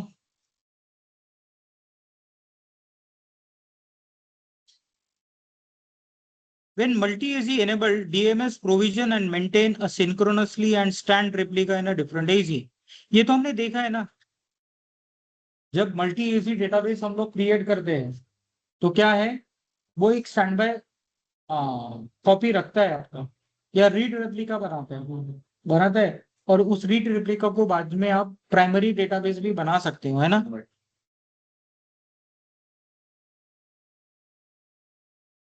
RDS to Aurora MySQL migration, RDS MySQL to Aurora में माइग्रेट आप कर सकते हो। ओके, मतलब ये डेटाबेस माइग्रेशन का है, तो कैसे कर सकते हो? RDS MySQL to Aurora MySQL, database snapshot from RDS MySQL restored as MySQL Aurora DB। मतलब आप एक डेटाबेस, देखिए यहाँ पे MySQL है और दूसरा है ऑरोरा है, दोनों का स्कीमा अलग अलग रहेगा। तो आप लेकिन क्या कर सकते हो, MySQL का स्नैपशॉट ले सकते हो और उस स्नैपशॉट को ऑरोरा में रिस्टोर कर सकते हो। MySQL का स्नैपशॉट ले सकते हो, उसको ऑरोरा में ये कर सकते हो। या फिर MySQL का रीड रेप्लिका भी क्रिएट कर सकते हो। क्या कर सकते हो? रीड रेप्लिका क्रिएट होगा तो मेन डेटाबेस आपका वर्किंग है, रीड रेप्लिका आप दूसरे रीजन में रखो, राइट? जब आपका डिजास्टर हो जाएगा, रीड रेप्लिका आपको मास्टर कर दो, ऐसा भी हो सकता है। और मल्टीपल रीड रेप्लिका रख सकते हो। ओके, RDS में कितना रीड रेप्लिका रख सकते हैं? कितना? 5, है ना? और ऑरोरा में रीड रेप्लिका कितना रख सकते हैं? 15। देखो, ये जो है ना, इंटरव्यू क्रैक करने के लिए आपको ऐसे ही क्वेश्चन पूछे जाएंगे। हाउ यू कॉन्फ़िगर इट, ये बात का सवाल है। लेकिन आपको S3 बकेट्स कितना कर सकते हो, स्टोरेज क्लासेस कितने हैं? ओके, दैट कॉन्सेप्ट्स क्या होना चाहिए, छोटे छोटे कॉन्सेप्ट्स क्लियर होने चाहिए आपको। एक बात बताओ, क्या आप गूगल पे सर्च करने का interview questions and answers, AWS से रिलेटेड, ओके, जितने सारे क्वेश्चंस आएंगे ना, उसको एक रोज पूरा का पूरा मत करो। एक डॉक्यूमेंट अगर मिलता है और आपको समझ में आता है, वो सब क्वेश्चन एक वर्ड डॉक्यूमेंट में कॉपी पेस्ट करो और उसको प्रिपेयर करो। क्यों, जो इंटरव्यू लेगा अगर बहुत नॉलेजेबल है तो वो कहीं कहीं से क्वेश्चन पूछता बैठेगा। अगर नॉर्मल सा बंदा है तो वो भी क्या करेगा, समय पे उसको क्वेश्चन याद नहीं आएंगे तो वो भी इसी से काम करेगा। ओके, बराबर ना? या यूट्यूब के वीडियोस भी है ना? तो यूट्यूब का वीडियो भी देखेंगे ना, तब भी आपका इंटरव्यू प्रिपरेशन हो जाएगा। आपके लिए मस्ट है इंटरव्यू प्रिपरेशन। आपको लगता होगा मैंने बहुत प्रिपरेशन किया है, लेकिन इंटरव्यू पे जाने के बाद आप बहुत बार फेल हो जाते हो। किस फेल हो जाते हो? क्योंकि वो जो क्वेश्चन पूछेगा उसके आंसर्स आपके पास नहीं होते, राइट? तो मेन फोकस करना है उसके ऊपर। बहुत सारे लोग, पता है क्या, वो एक साथ 4 4 5 5 ऑफर रखते हैं प्लेस होने के लिए। क्यों? क्योंकि वो इंटरव्यू प्रिपरेशन करते हैं।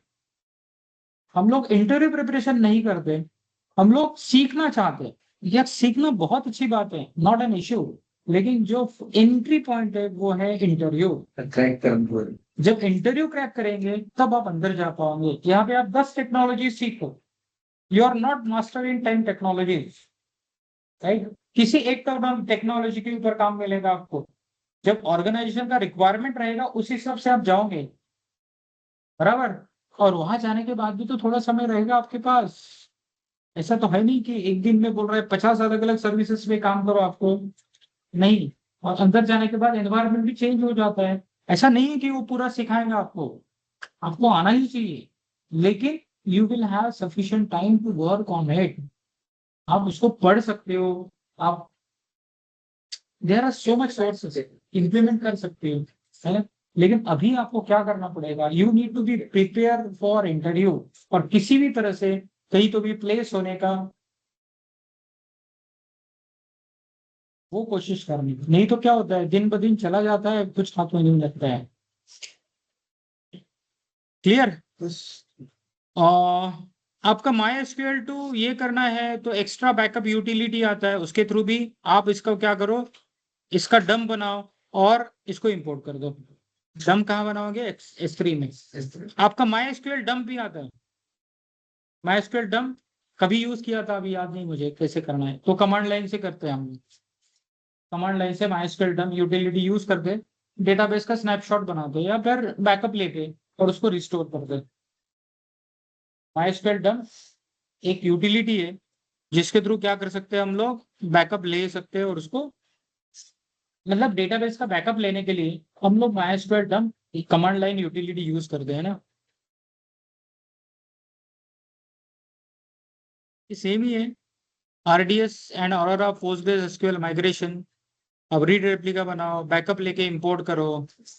ओके,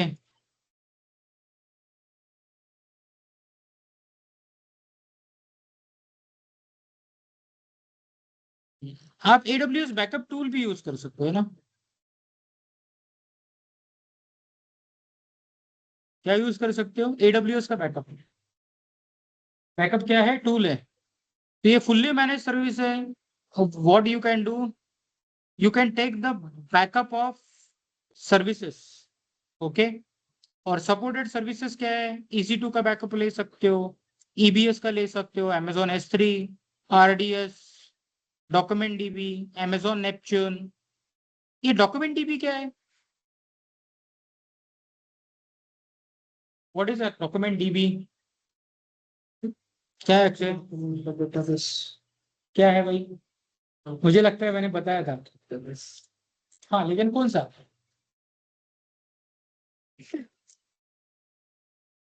दो तरह के डेटाबेस है, एक है RDS और दूसरा है NoSQL डेटाबेस। RDS का मतलब क्या होता है? Relational database service. और NoSQL का मतलब नॉन रिलेशनल, है ना। और नॉन रिलेशनल का एग्जांपल क्या है? MongoDB और DynamoDB। डॉक्यूमेंट DB क्या है? MongoDB कंपेटेबल है। क्या है? MongoDB जैसा ही उन्होंने AWS के ऊपर डेटाबेस बनाया, दैट इज डॉक्यूमेंट DB। क्या है? डेटाबेस है ना। ये और एक है Amazon Neptune। Amazon Neptune graph type database रख सकते हैं। ग्राफ्स अगर सेव करना है तो we can use Amazon Neptune is a database, right. EFS क्या है? EFS FSS elastic file system क्या होता है? Elastic file storage folder. लेकिन EFS क्या करता है? सिर्फ लिनक्स के ऊपर काम करता है। FSX क्या है? फाइल सर्वर है, लेकिन वो विंडोज लिनक्स के ऊपर भी काम करता है। Okay,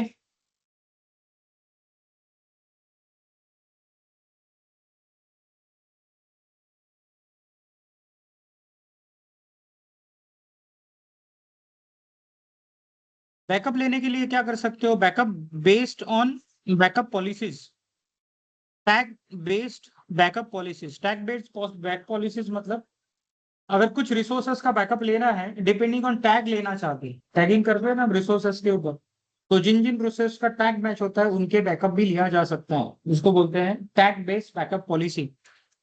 You can create backup policies as backup plans, backup frequency every 12 hour, daily, weekly, monthly। Backup window आप दे सकते हो, तो बैकअप पॉलिसीज भी आप डिफाइन कर सकते हो। अब इसका रिटेंशन पीरियड कब रखो? तो retention period depend always days, weeks, months और ईयर्स में आप रख सकते हो। AWS बैकअप के थ्रू क्या क्या बैकअप ले सकते हो? इन सब सर्विसेज का EC2, EBS, S3, DynamoDB, EFS सभी का बैकअप लिया जा सकता है। और नॉर्मली इसको S3 के अंदर सेव किया जाता है। S3 is a low cost storage. S3 क्या है? It's a low cost storage. आपके पास बैकअप वॉल्ट भी होता है। बैकअप वॉल्ट का मतलब है एक तरह का सेफ। और बैकअप वॉल्ट लॉक करने के बाद अगर आपने बैकअप वॉल्ट को लॉक कर दिया तो even root account can not delete that lock. Okay, backup vault, AWS backup vault lock. तो बैकअप वॉल्ट के अंदर आपके क्या होते हैं? बैकअप सेव होते हैं। ओके, अगर आपने वॉल्ट लॉक किया है, लॉक का पीरियड भी होता है। क्या होता है? पीरियड भी होता है ना। S3 ऑब्जेक्ट लॉक कुछ पढ़ाया था मैंने, पढ़ाया था, राइट। S3 ऑब्जेक्ट लॉक में दो तरह के लॉक होते हैं, एक है प्रोविजन और दूसरा है कुछ तो और एक नाम।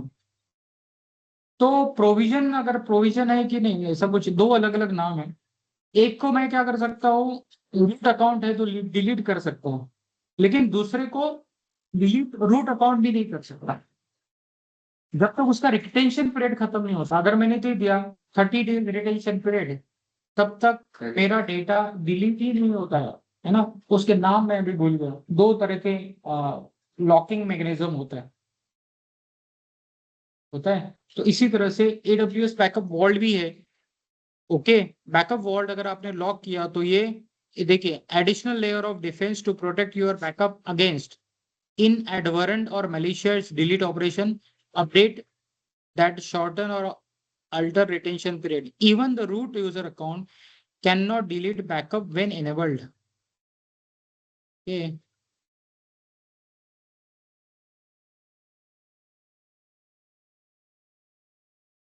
अब देखिए, मुझे है ना यहाँ पे आपको एक प्रैक्टिकल बताना है। What practical we will discuss?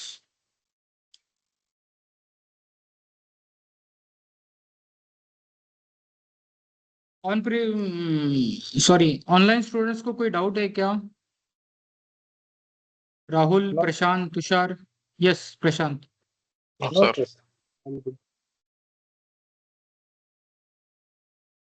चलिए, तो हम लोग क्या करेंगे, will migrate on Prem VM to AWS cloud. Okay, what we will migrate? We'll migrate on-prem VM to AWS cloud. अब on-prem VM to AWS cloud के ऊपर कैसा माइग्रेट करेंगे? तो क्या प्रोसेस रहेगा? सबसे पहले on-prem VM क्रिएट करेंगे ना, क्रिएट on-prem का मतलब ऑन प्रीमाइसेस है ना, तो VM क्रिएट करेंगे। ऑन प्रेम VM का फिर हमको क्या करना पड़ेगा?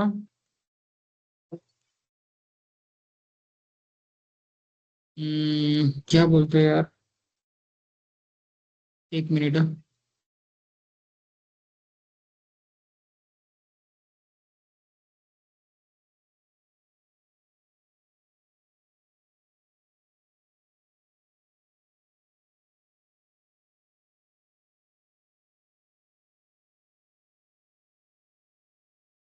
इसको कॉपी कैसे बनाते हैं?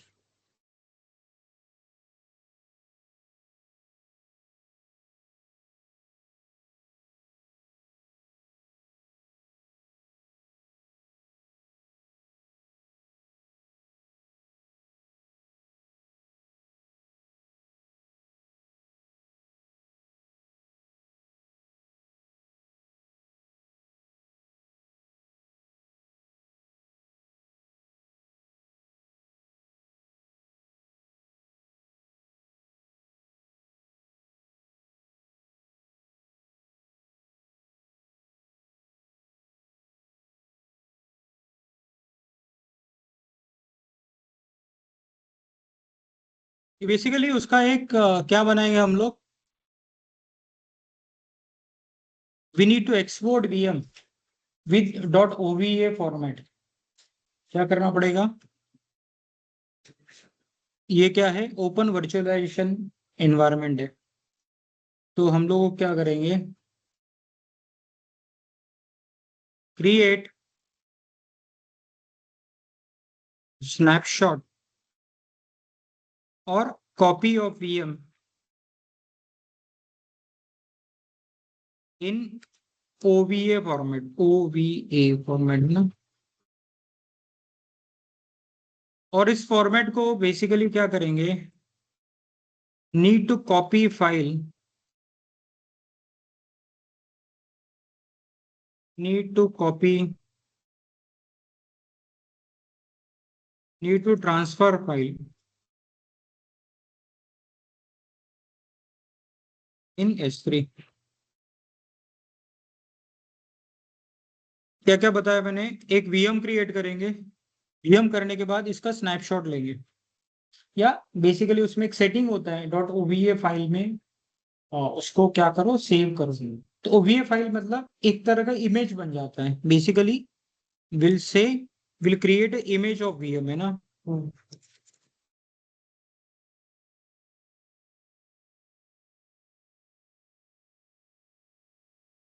Will create image of VM और इमेज आपको कहाँ ट्रांसफर करना है, S3 के ऊपर ट्रांसफर करना है।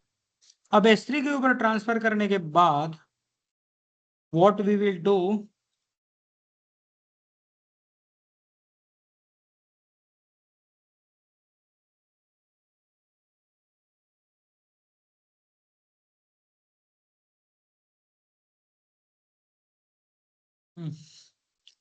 हम लोग एक क्या करेंगे, एक VM इंपोर्ट करके एक रोल क्रिएट करेंगे। तो बेसिकली ये माइग्रेशन करने के लिए एक रोल भी तो डिफाइन करना पड़ेगा विथ एप्रोप्रिएट पॉलिसी।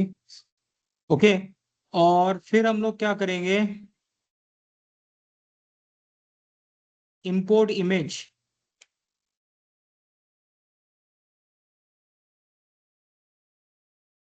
तो बेसिकली क्या करेंगे, create role with appropriate policy.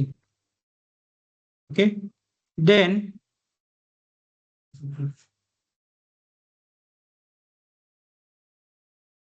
convert uploaded image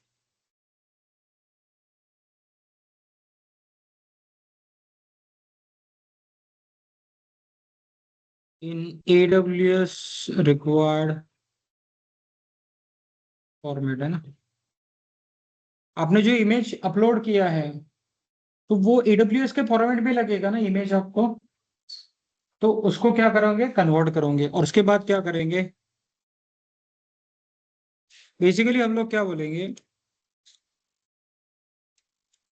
will convert uploaded image in AWS AMI, ठीक है। और उसके बाद क्या करेंगे, will create EC2 from that AMI। बराबर, ये सारी चीजें करनी पड़ेगी। तो ऑन प्रीमाइसेस में आपको VM क्रिएट करना पड़ेगा, उसमें कुछ डेटा रखना पड़ेगा। डेटा रखने के बाद you need to create image, वो वर्चुअलाइजेशन सॉफ्टवेयर में आपके पास होता है। उसके बाद इसको अपलोड करना पड़ेगा। अपलोड करने के बाद what you will do, convert. हाँ मतलब रोल क्रिएट करना पड़ेगा विथ अप्रोप्रिएट पॉलिसी। फिर अपलोडेड इमेज से आपको AMI क्रिएट करना पड़ेगा, और AMI से ओके। तो इसको परफॉर्म करने के लिए हम लोग क्या करेंगे, हम लोग उबंटू लेंगे। क्या लेंगे, उबंटू क्यों लेंगे भाई, उबंटू का साइज कम होता है इसीलिए। क्या होता है, साइज, अगर बड़ा साइज रहेगा तो हमको ज्यादा समय लगेगा VM क्रिएट करने के लिए, अपलोड करने के लिए, है ना। तो इसीलिए हम लोग क्या लेंगे, उबंटू लेंगे। और उबंटू का थोड़ा सा प्रीवियस वर्जन लेंगे कि जिसका साइज कम हो, मतलब 1-2 1.5-2 GB के अंदर हमारा इमेज क्रिएट हो जाए। अगर 6-7 GB का या 8-10 GB का होगा तो उसको S3 के ऊपर कॉपी करने के लिए कितना समय लगेगा, will take a lot of time, है ना। तो यहाँ पे हम लोग क्या करेंगे, लेकिन डाउटफुल है, आधे पौन घंटे में हो जाएगा, लेकिन ट्राई करते हैं ना। तो सबसे पहले क्या करना पड़ेगा, उबंटू सर्वर क्रिएट करना पड़ेगा। अब ये तो मैंने डिलीट कर दिया है, इसका मतलब ये कुछ है नहीं हमारे से ना, इसको रिमूव कर देंगे। ये जो सर्वर है ये रेड हैट का सर्वर है, इसका साइज ज्यादा रहेगा। ओके, करूँ क्या इसको, 2 GB का ये नहीं ज्यादा है साइज उसका, नहीं इसको नहीं करते, इसको क्या करेंगे, बहुत बड़ा रहेगा, ये रहेगा वो रहेगा। मैं एक नया VM क्रिएट करता हूँ, तो मैं न्यू VM क्रिएट करूंगा। मैं बोलता हूँ माय उबंटू, ओके। और आपको फोल्डर कहाँ क्रिएट करना है, तो आपको करना है D ड्राइव में, मैंने इंस्टॉल इमेजेस नाम का एक फोल्डर बनाया। ओके, यहाँ पे क्या करेंगे, एक नया फोल्डर क्रिएट करेंगे, माय उबंटू, ठीक है। इस फोल्डर में हम इसको इंस्टॉल करेंगे। और ISO इमेज क्या करेंगे हम लोग, उबंटू का कौन सा है भाई? हाँ, सेकंड वाला। लेकिन वो 24 है, मुझे 22 वाला चाहिए था। ये लेता हूँ, उबंटू 22.04 लाइव सर्वर है ना। 24 का थोड़ा इमेज ज्यादा बड़ा होता है, इसलिए मैंने 22 लिया। ओके, ये लेने के बाद अनअटेंडेड इंस्टॉलेशन स्किप करेंगे। अनअटेंड मतलब अटेंड करने की जरूरत नहीं है। अटेंड करने की जरूरत क्यों नहीं रहती है? तो उसका जो कॉन्फ़िगरेशन है पहले से किसी फाइल में मेंशन कर देता, राइट। तो what it is taking, configuration ले रहा है डिस्क, और ये थोड़ा समय लेगा इंस्टॉल होने के लिए।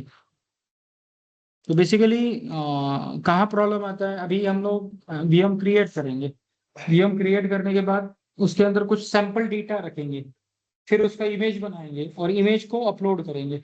अब ये प्रोसेस को क्या लगता है, समय लगता है, राइट। तो थोड़ा सा वेट एंड वॉच है, तब तक हम लोग क्या डिस्कस कर सकते हैं, अगर आपके कुछ डाउट्स है तो Ubuntu server with try install Ubuntu server, तब तक हम लोग क्या कर सकते हैं, we can discuss with your doubts. कुछ भी रहेगा तो आप मुझसे पूछ सकते हो, क्योंकि ये टाइम कंज्यूमिंग है, हो सकता है आधा पौन घंटा हमारा इसमें जाए। ओके, तो बेसिकली तीन चीजें हैं। एक तो क्या करना है, आपको सर्वर क्रिएट करना है ना, तो 10 मिनट आपका ओएस इंस्टॉलेशन के लिए लगेगा। नॉर्मली ये देखा गया है कि उबुंटू को इंस्टॉल होने के लिए थोड़ा सा समय लगता है, I don't know why, but लगता है। उसके बाद इसका ओवीए फाइल बनाना है, और ओवीए फाइल बन जाने के बाद इसको एक S3 बकेट में हम लोगों को अपलोड करना है। क्या करना है, अपलोड, राइट।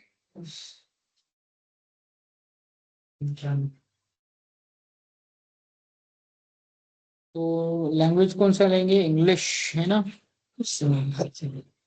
ये होंगे, यहाँ पे देखिए कौन सा सर्वर लेना है। तो सर्वर कौन सा लेंगे हम लोग, मिनिमाइज वाला लेंगे। ओके, मिनिमाइज मतलब मिनिमम, नॉर्मली कमांड लाइन वाला लेते हैं। बेसिकली लिनक्स में भी ग्राफिक्स आता है, ग्राफिक्स आएगा तो उसका साइज बढ़ेगा, उसको समय भी ज्यादा लगेगा। तो यहाँ पे क्या करेंगे हम लोग, इसको डन कर देते हैं। अरे यार,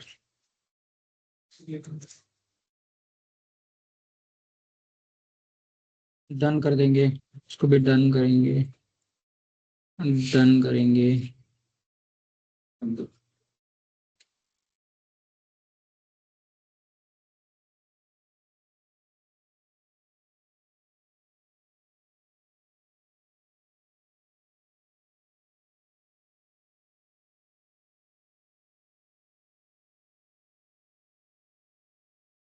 मैं अमोल देता हूँ, हाँ।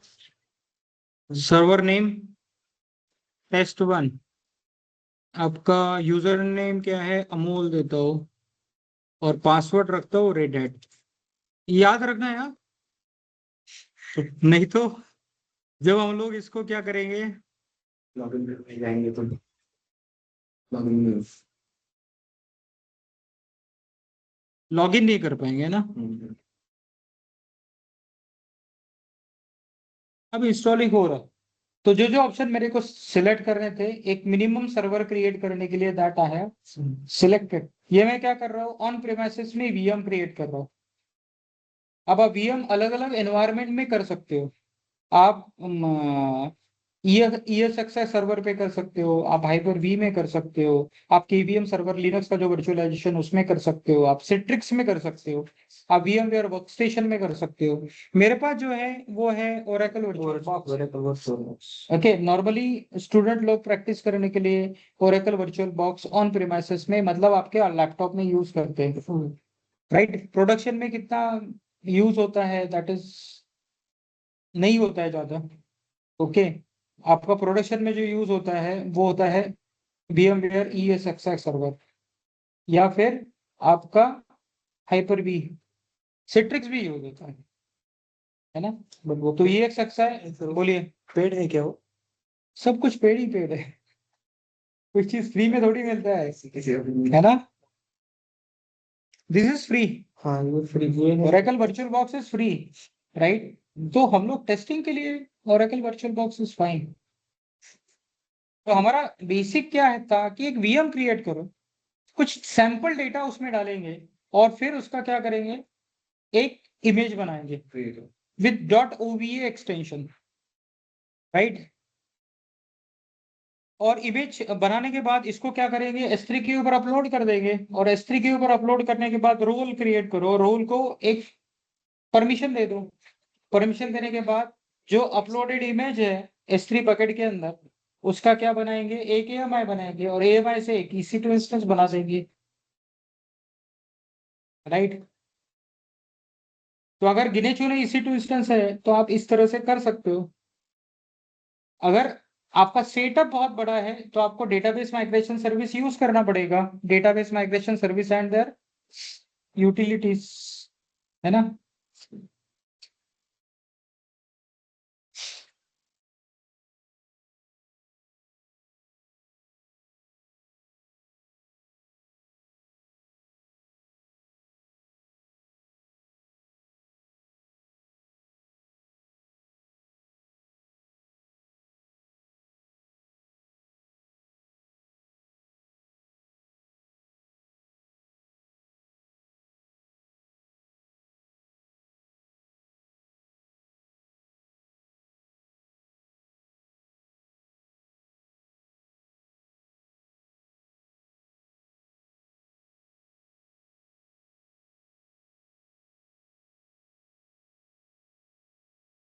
वाला सुट्टी आहे का? यार मला माहिती नाही सर, तुम्ही विचारून घ्या.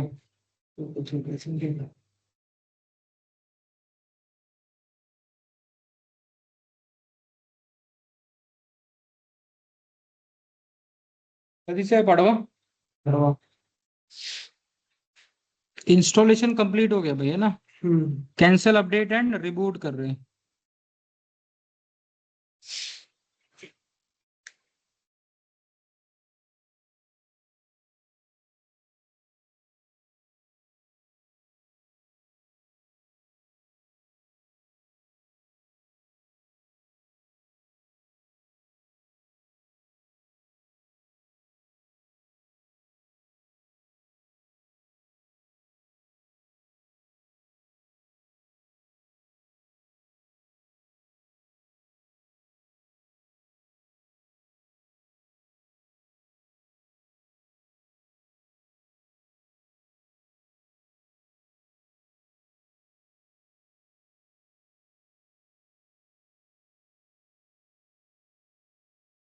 नॉर्मली असतात तर पण इथं माहिती नाही यार मला, विचारावं लागेल.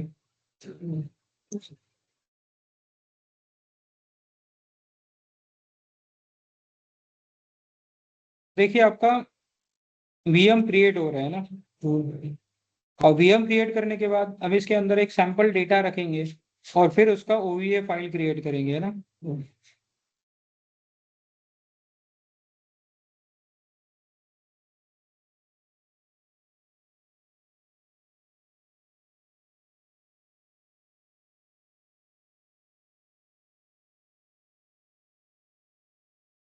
थोड़ा सा इंटरव्यू प्रिपरेशन आप बढ़ाओ, और इंटरव्यू प्रिपरेशन के लिए कुछ नहीं करना है. आपको क्या करना है, आपको ऐसा लगना चाहिए मेरे को 2 दिन में के अंदर इंटरव्यू देना है, तो उसके लिए जो भी क्वेश्चन आंसर्स होते हैं उसको पढ़ो, और फिर उससे रिलेटेड अपना नॉलेज अप्लाई करते रहो और उसको लिंक करो.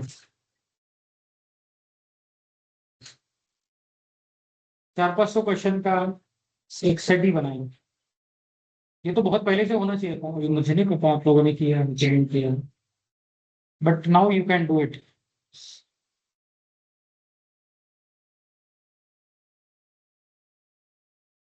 परवा है ना, पढ़वा, हाँ गुरुवारी. मुझे कुछ इन्फॉर्मेशन मिलता है तो मैं बताता हूँ, नहीं तो आप नीचे आके आके पूछ सकते हो.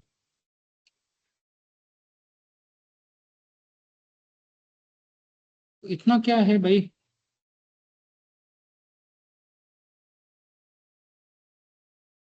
रिपोर्ट होने के लिए इतना समय लगा रहा है.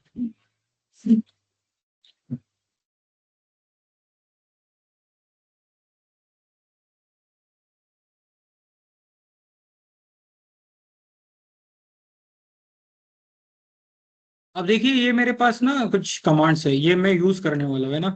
तो इसका मैं क्या करता हूँ, एक ये बनाता हूँ, कंप्रेस टू जिप फाइल।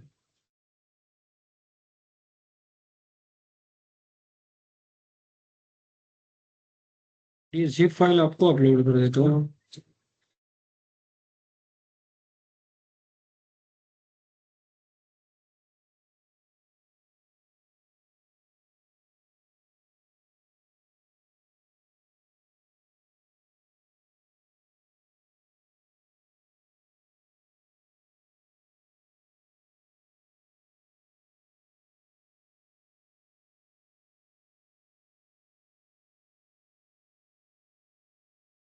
अरे यहाँ पे नहीं।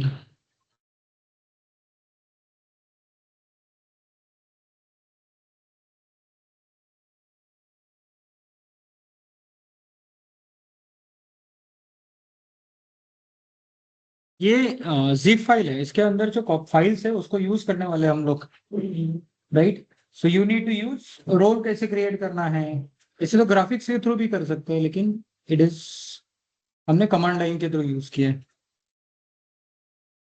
तो बेसिकली हो गया क्या भाई, इतना कैंसलिंग अपडेट।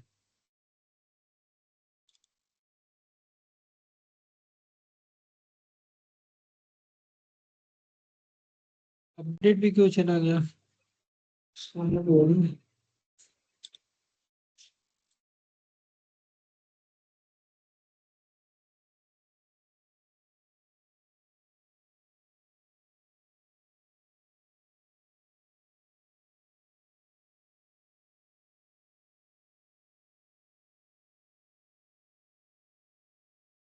तो जेसन फाइल उसी के साथ है ना सब, उसी के यूज के लिए है जेसन फाइल्स।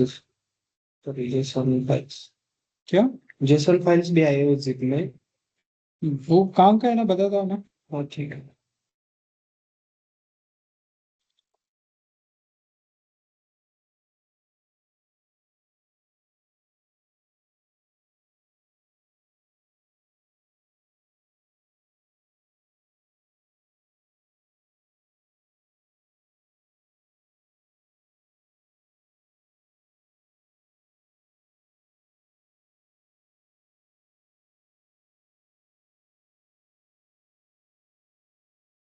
गुड़ी पड़वा के दिन अगर रहेगा तो ऑनलाइन सेशन ले लेंगे, है कि नहीं।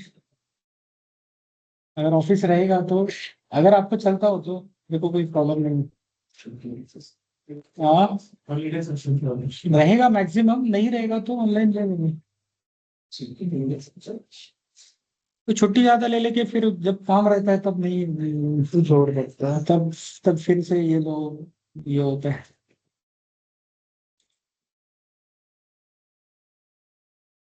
तशी तर गुड सुट्टी असायलाच पाहिजे।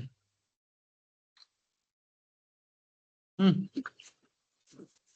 चलो ये होता रहेगा, है ना। होने के बाद हम लोग इसको ये भी करेंगे। तो मुझे करना क्या है देखो, मुझे जाना है AWS के ऊपर, राइट।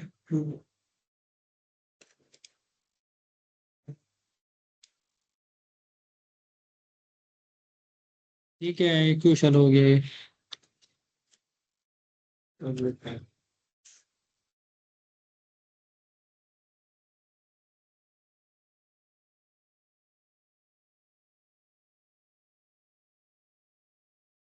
तो हमको क्या है,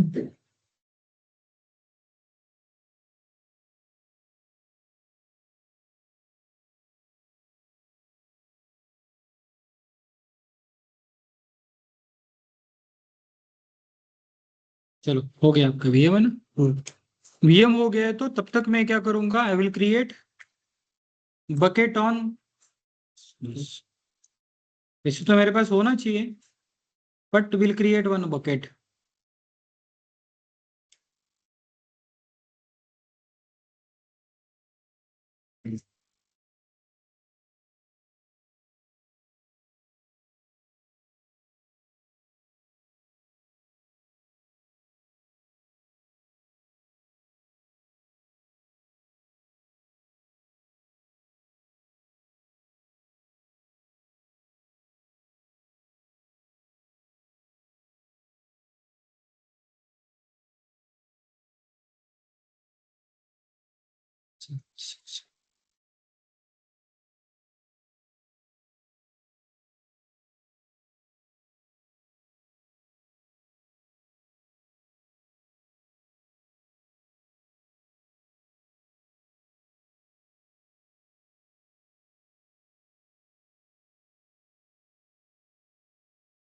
ओके, तो यहाँ पे क्या है, मुंबई में है ना, तो मुंबई में हम लोग क्या करेंगे, स्त्री बकेट बना लेंगे।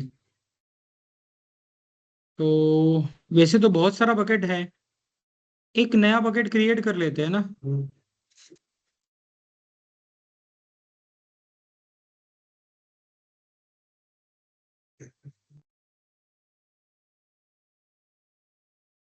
ये क्या है, ग्लोबल नेम स्पेस, नया चीज दे देगा, ठीक है।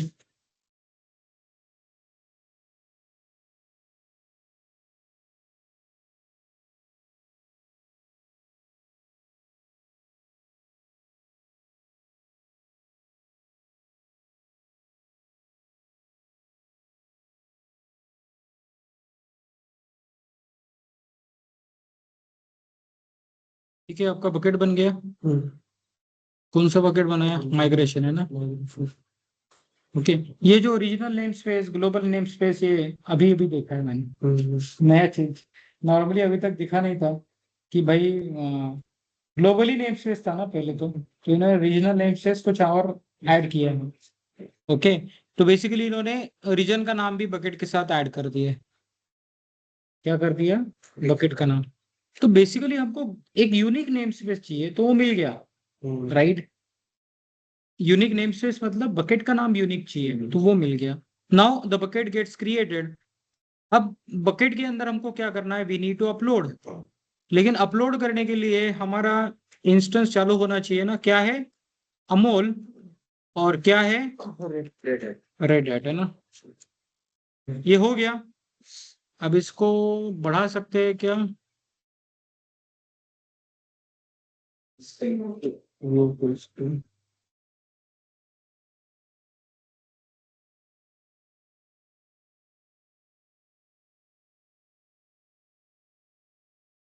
ये भी था ना भाई।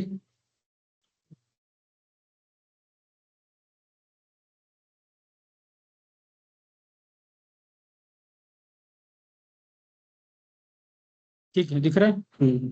तो मुझे क्या देना है, सुडो एसयू डैश करेंगे, चलता है क्या, मोर का पासवर्ड, ठीक है। तो मैं ना क्या जाता हूँ, सीडी फॉरवर्ड स्लैश के अंदर चला जाता हूँ, है ना। यहाँ पे एलएस करूंगा तो इतने सारे फोल्डर से मैं क्या करता हूँ, MKDIR एक अमोल नाम का फोल्डर बना देता हूँ। देखो खोलने क्या फोल्डर, इस अमोल नाम के फोल्डर के अंदर हम लोग कुछ डेटा ये करेंगे। मैं क्या करता हूँ, CP space -A forward slash ETC के अंदर का सभी कुछ डाल देते हैं करंट फोल्डर। अभी एलएस करेंगे तो क्या हो जाएगा, तो ये देखिए इतना सारा डेटा आ गया ना। ये टेस्टिंग के लिए किया मैंने। जब मैं इसका इमेज बना के AWS के ऊपर अपलोड करूंगा और फिर इसका मतलब उसी EC2 इंस्टेंस बनाएंगे तो उसमें भी ये डेटा दिखना चाहिए, राइट। तो अभी क्या करेंगे हम लोग, इसको init 0 से क्या करेंगे, शट डाउन कर देंगे। हो गया शट डाउन।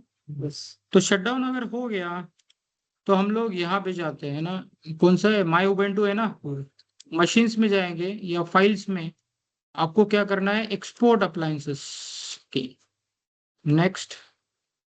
तो ये देखो क्या कर रहा है ना, यूजर्स डॉक्यूमेंट्स के अंदर माई उबंटू डॉट OVA नाम का एक फाइल बना रहे हैं, ओके। लेकिन मुझे क्या करना पड़ेगा, डॉक्यूमेंट्स के अंदर मेरे पास कुछ है क्या, नहीं है। डॉट OVA फाइल मेरे पास है क्या, नहीं है ना। मैं चेक कर रहा था ऑलरेडी, तो मेरे पास कोई फाइल नहीं है ना। तो बेसिकली इट विल क्रिएट,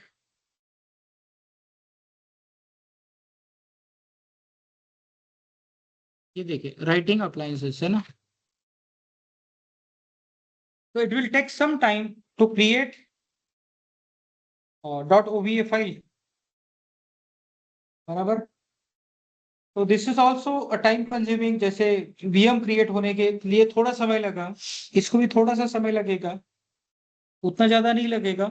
जितना वीएम क्रिएट होने के लिए लगा थोड़ा सा कम लगेगा, लेकिन वी नीड टू वेट। और तीसरा, इस फाइल को अपलोड करने के लिए भी हमको वेट ही करना पड़ेगा, है ना। somehow you need to transfer file in AWS S3। हमको S3 के अंदर क्या करना पड़ेगा, इस फाइल को ट्रांसफर करना पड़ेगा, है ना।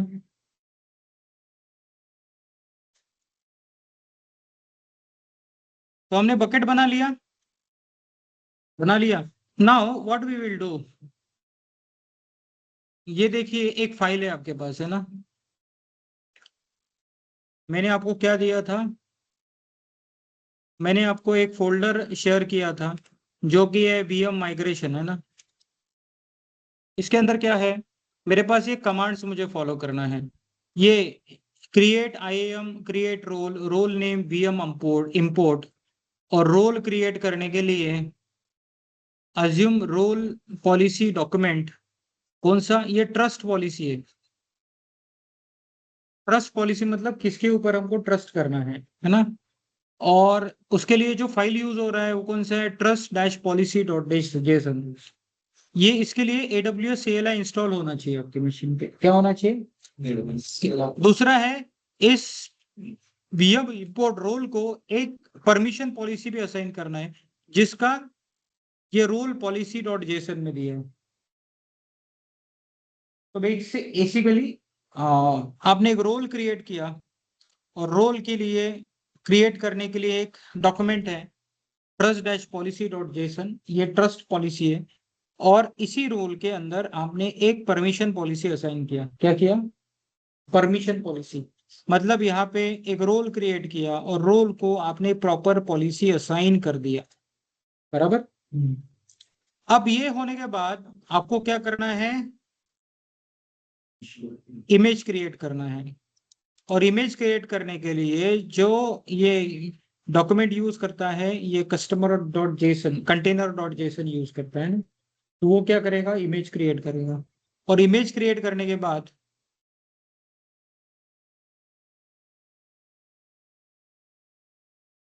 ये बेसिकली क्या है, हम इसका प्रोग्रेस देख सकते हैं। क्या देख सकते हैं, यहाँ पे अब लोग जो इमेज आईडी क्रिएट होगा इसके थ्रू ये चेक करेंगे। और होने के बाद हम उस AMI से क्या करेंगे, EC2 इंस्टेंस क्रिएट करेंगे, है ना। तो अगर मैं AWS पोर्टल पे चला जाता हूँ, AWS पोर्टल पे क्या करेंगे हम लोग, रोल में जाएंगे। रोल मतलब IAM।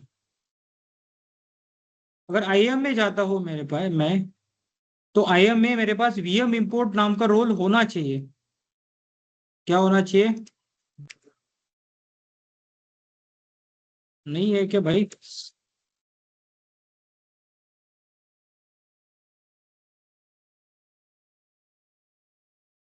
नहीं है, बहुत अच्छी बात है।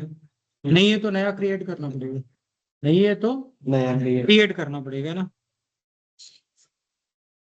नॉर्मली होता है, क्योंकि लास्ट यही जब चिप्स पढ़ाई थी तब तो रोल क्रिएट किया था ना। ओके, लेकिन संभव नहीं है। तो हमको क्या करना पड़ेगा, we need to create it. लेकिन हमको देखेंगे यहाँ पे कितना बन चुका है, 20%, है ना। तो तब तक हम लोग AWS के साइड का काम कर लेते हैं। अब ये क्रिएट करने के लिए AWS क्या है, S3 LS, और प्रोफाइल क्या है, डिफॉल्ट।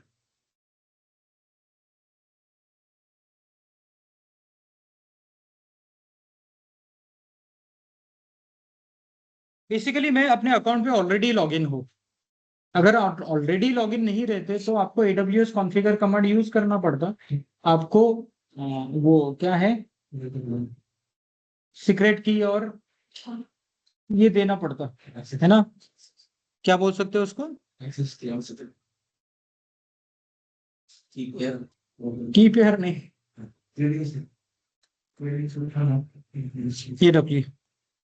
AWS कॉन्फ़िगर देंगे।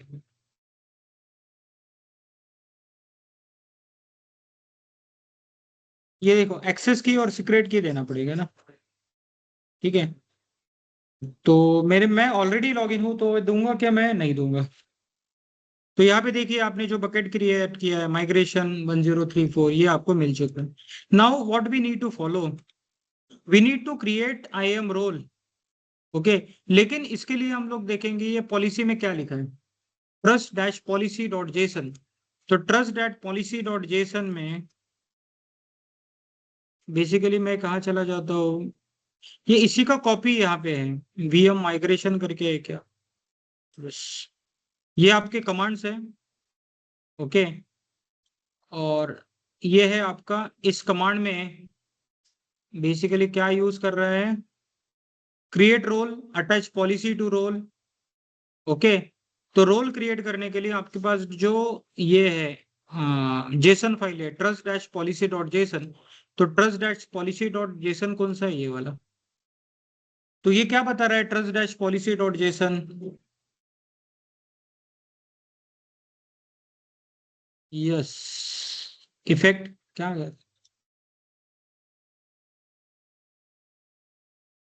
अलाउ सर्वर, एक रोल क्रिएट किया बस, इसने क्या किया, एक रोल क्रिएट किया, दैट इज वीएम इंपोर्ट। क्या क्रिएट किया, वीएम इंपोर्ट। तो मैं इस कमांड के थ्रू, अब ये trust dash policy dot Jason ये कहाँ पे है,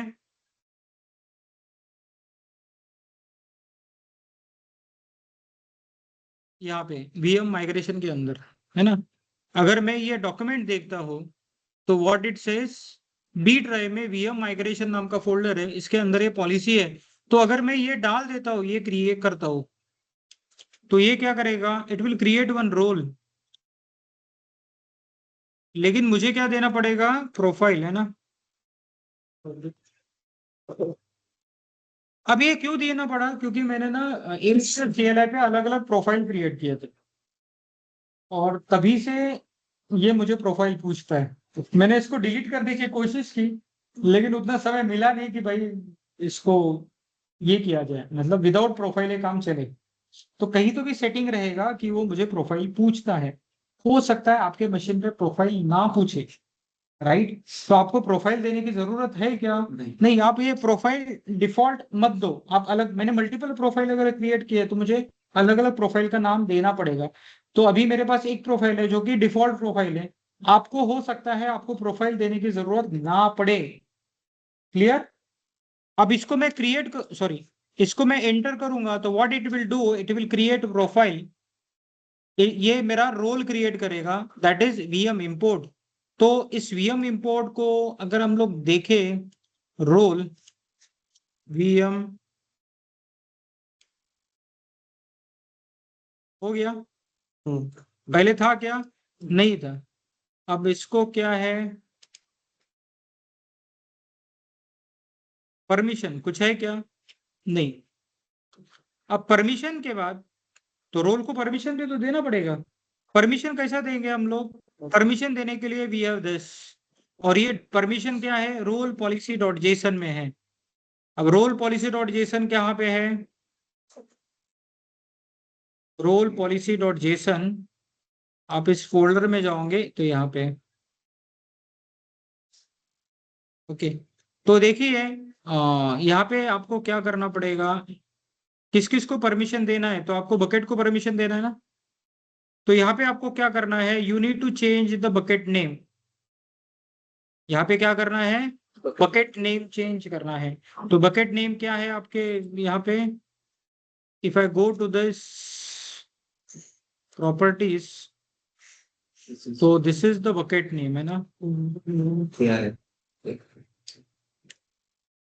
पूरा एयर नहीं लेना है, बकेट का नाम ही लेना है। तो यहाँ पे आप जाओ और इसको क्या करो भाई,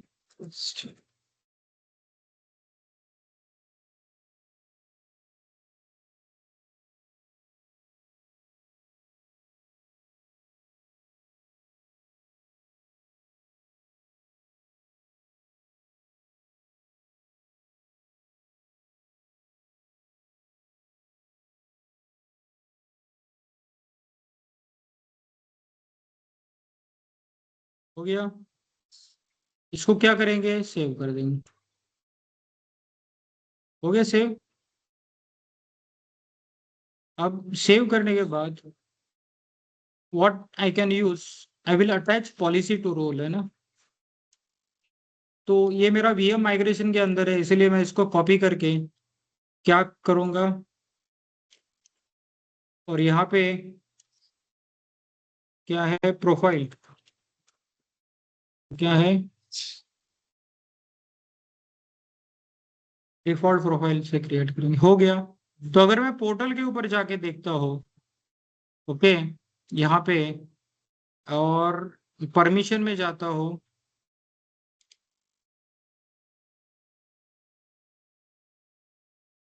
देखो एक इनलाइन पॉलिसी क्रिएट हो गया, और ये पॉलिसी कौन सा है,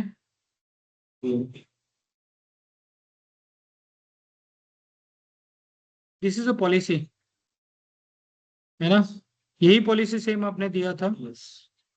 मतलब दो चीजें आपने कर दिया है, कौन कौन सा कर दिया है भाई, एक आपने रोल क्रिएट किया और उसको एप्रोप्रिएट पॉलिसी असाइन कर दिया, है ना। अब अगर पॉलिसी असाइन हो गया है तो मेरा, मुझे लगता है ये भी क्रिएट हो गया, क्या हो गया, जो basically what I am saying, documents के अंदर मेरा ओवीए फाइल क्रिएट हो गया क्या, ये अब इस फाइल का साइज कितना है, तो फाइल का साइज है नियर अबाउट 2.727 जीबी, है ना। अब इसको क्या करना पड़ेगा, we need to upload this. तो इस बकेट के अंदर हम लोग क्या करेंगे, ऑब्जेक्ट्स के अंदर जाएंगे और उसको अपलोड कर देंगे। This is also time consuming, क्या है, ये टाइम कंज्यूमिंग है ना। और ये जब अपलोड हो रहा है तो आप ये विंडो बंद कर सकते हैं क्या, नहीं, you can not close the window. अगर आप विंडो क्लोज करेंगे इसका मतलब क्या है, अबॉर्ट हो जाएगा। अबोर्ट हो जाए, है ना। क्लियर। तो मुझे लगता है अभी 2 बज रहा है, लेकिन आपको थोड़ा सा वेट करना पड़ेगा, नहीं तो क्या करेंगे, इसको अपलोड होने देते हैं, बाकी कैसे करते हैं उसको कल देखेंगे, क्योंकि ये 10 मिनट में होगा कि नहीं, आई एम नॉट श्योर, क्योंकि फिर एएमआई क्रिएट होने के लिए भी समय लगता है। 2.27 जीबी का इमेज अपलोड होगा, उसका एएमआई क्रिएट होने के लिए समय लगेगा ना, ओके। और एएमआई क्रिएट होने के बाद उस एएमआई से EC2 इंस्टेंस, तो हो सकता है और भी आधा घंटा लगे, राइट। तो आज हमने जो ऑपरेशंस परफॉर्म किया है, पहले आप क्रिएट रोल करो, उसके बाद अटैच करो, और अटैच करने के बाद आपको एएमआई क्रिएट करना है। मुझे नहीं लगता आज एएमआई क्रिएट हो पाएगा, और उस एएमआई के थ्रू आपको नया इंस्टेंस क्रिएट करना है। अब आप यहाँ पे काम करें, मैंने ने ये फोल्डर का नाम जो आपको दिया है वो है वीएम माइग्रेशन 1। उसको क्या करना है, वीएम माइग्रेशन करना है और डी ड्राइव में रखना है। क्या करना है, डी ड्राइव होगा ना आपके पास, तो ये ऐसा का ऐसा कॉपी किया तो चल जाएगा तब, है ना। अगर आपने दूसरे लोकेशन पर रखा तो फिर आपको ये पाथ भी प्रॉपरली चेंज करना पड़ेगा। मतलब जो मैंने आपको जिप फाइल दी है उसको अनजिप करने के बाद वो आ जाएगा वीएम माइग्रेशन 1, और उसको वीएम माइग्रेशन कर दो और उसको डी ड्राइव में रखो। क्या करो, डी ड्राइव में। तो ये सब कमांड आपका काम करेगा। अगर नहीं रखोगे या चेंज करना नाम करेगा, नाम चेंज करोगे तो यहाँ पे भी अकॉर्डिंगली आपको चेंज करना पड़ेगा, है ना। यस। ओके। तो कल से हम लोग क्या करेंगे, फिर डेव स्टार्ट करेंगे, ठीक है। ऑनलाइन स्टूडेंट्स को कोई डाउट है, सॉरी, यस वैभव,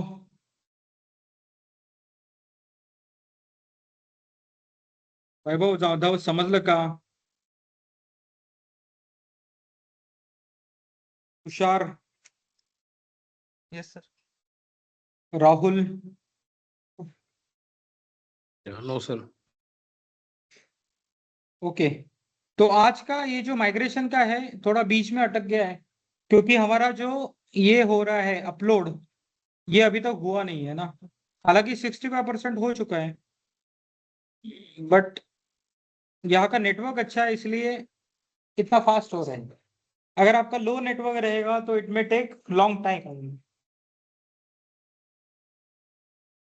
अगर हो जाता है जल्दी तो एक अटेम्प्ट कर सकते हैं ना, 10 मिनट आगे बैठ के हम लोग चेक कर सकते हैं ना। यस वैसे मेरा एक दूसरा बैच शुरू हो रहा है 2 बजे तक। AWS हम्म, 2 से 4, 2 से 4 कधीपासून चालू होत आहे कल से शुरू है, रिजाइन होता है क्या? रिव्हिजन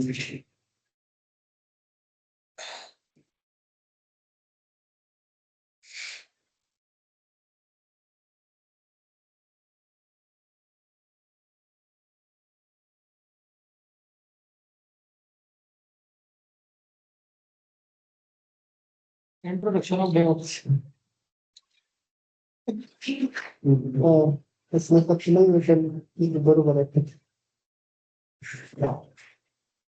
किसी को किसी को सब्जेक्ट को स्टार्ट करने के लिए क्या रहेगा, इंट्रोडक्शन उसका इंट्रोडक्शन।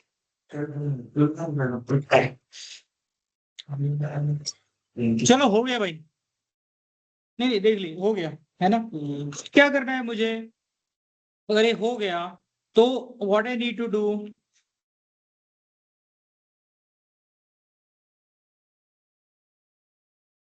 हेलो, यस, कशाचं, तुम्हाला काय करायचंय?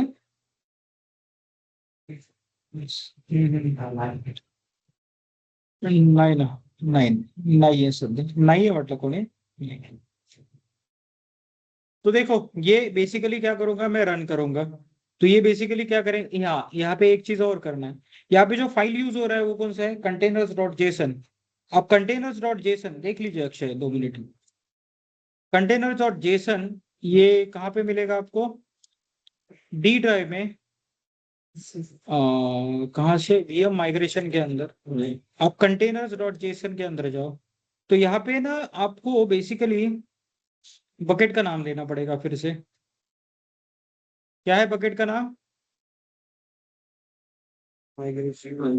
Dash this is a bucket name, है ना। तो बकेट का नाम आप क्या कर दो, यहाँ पे दे दो चेंज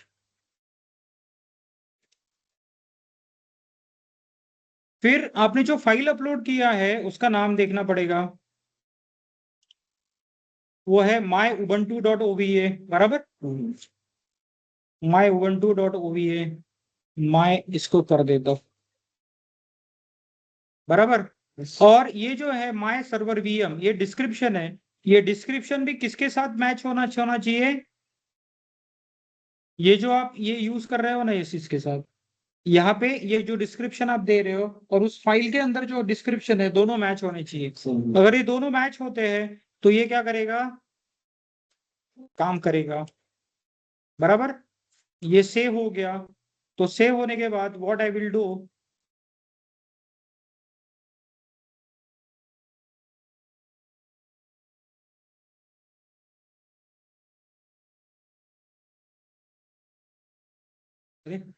काही होत पूर्ण कॉपी नाही झालं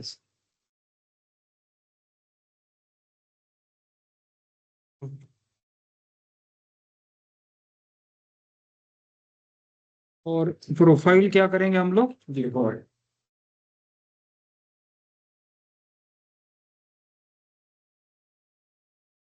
ये इसको थोड़ा समय लगता है ना। ये क्या कर रहा है, ये करंटली स्टेटस पेंडिंग है, तो ये प्रोग्रेस पे तो चला गया है, प्रोसेस में चला गया है, लेकिन इसको अगर हमको देखना है तो हम लोग क्या कर सकते हैं, we can check the AMI creation. लेकिन एएमआई क्रिएशन करने के लिए आपको क्या देना पड़ेगा, ऊपर का एएमआई आईडी आपको चेंज करना पड़ेगा। एएमआई आईडी कहाँ से मिला, यहाँ से, बराबर। ये क्या बताएगा, इसका प्रोग्रेस बताएगा हमको, क्या बताएगा, प्रोग्रेस अरे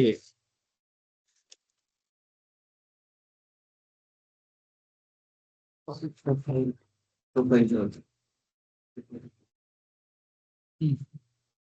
कन्वर्टिंग आ रहे हैं।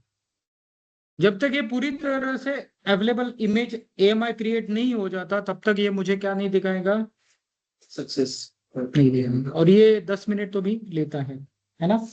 तो मुझे लगता है will and the session today and will continue tomorrow, क्योंकि बाकी लोग भी यहाँ पे आ जाएंगे। ठीक। क्लियर? तो चलो बंद करते हैं हम लोग, है ना? करूं मैं stop? Yes. I will stop the recording.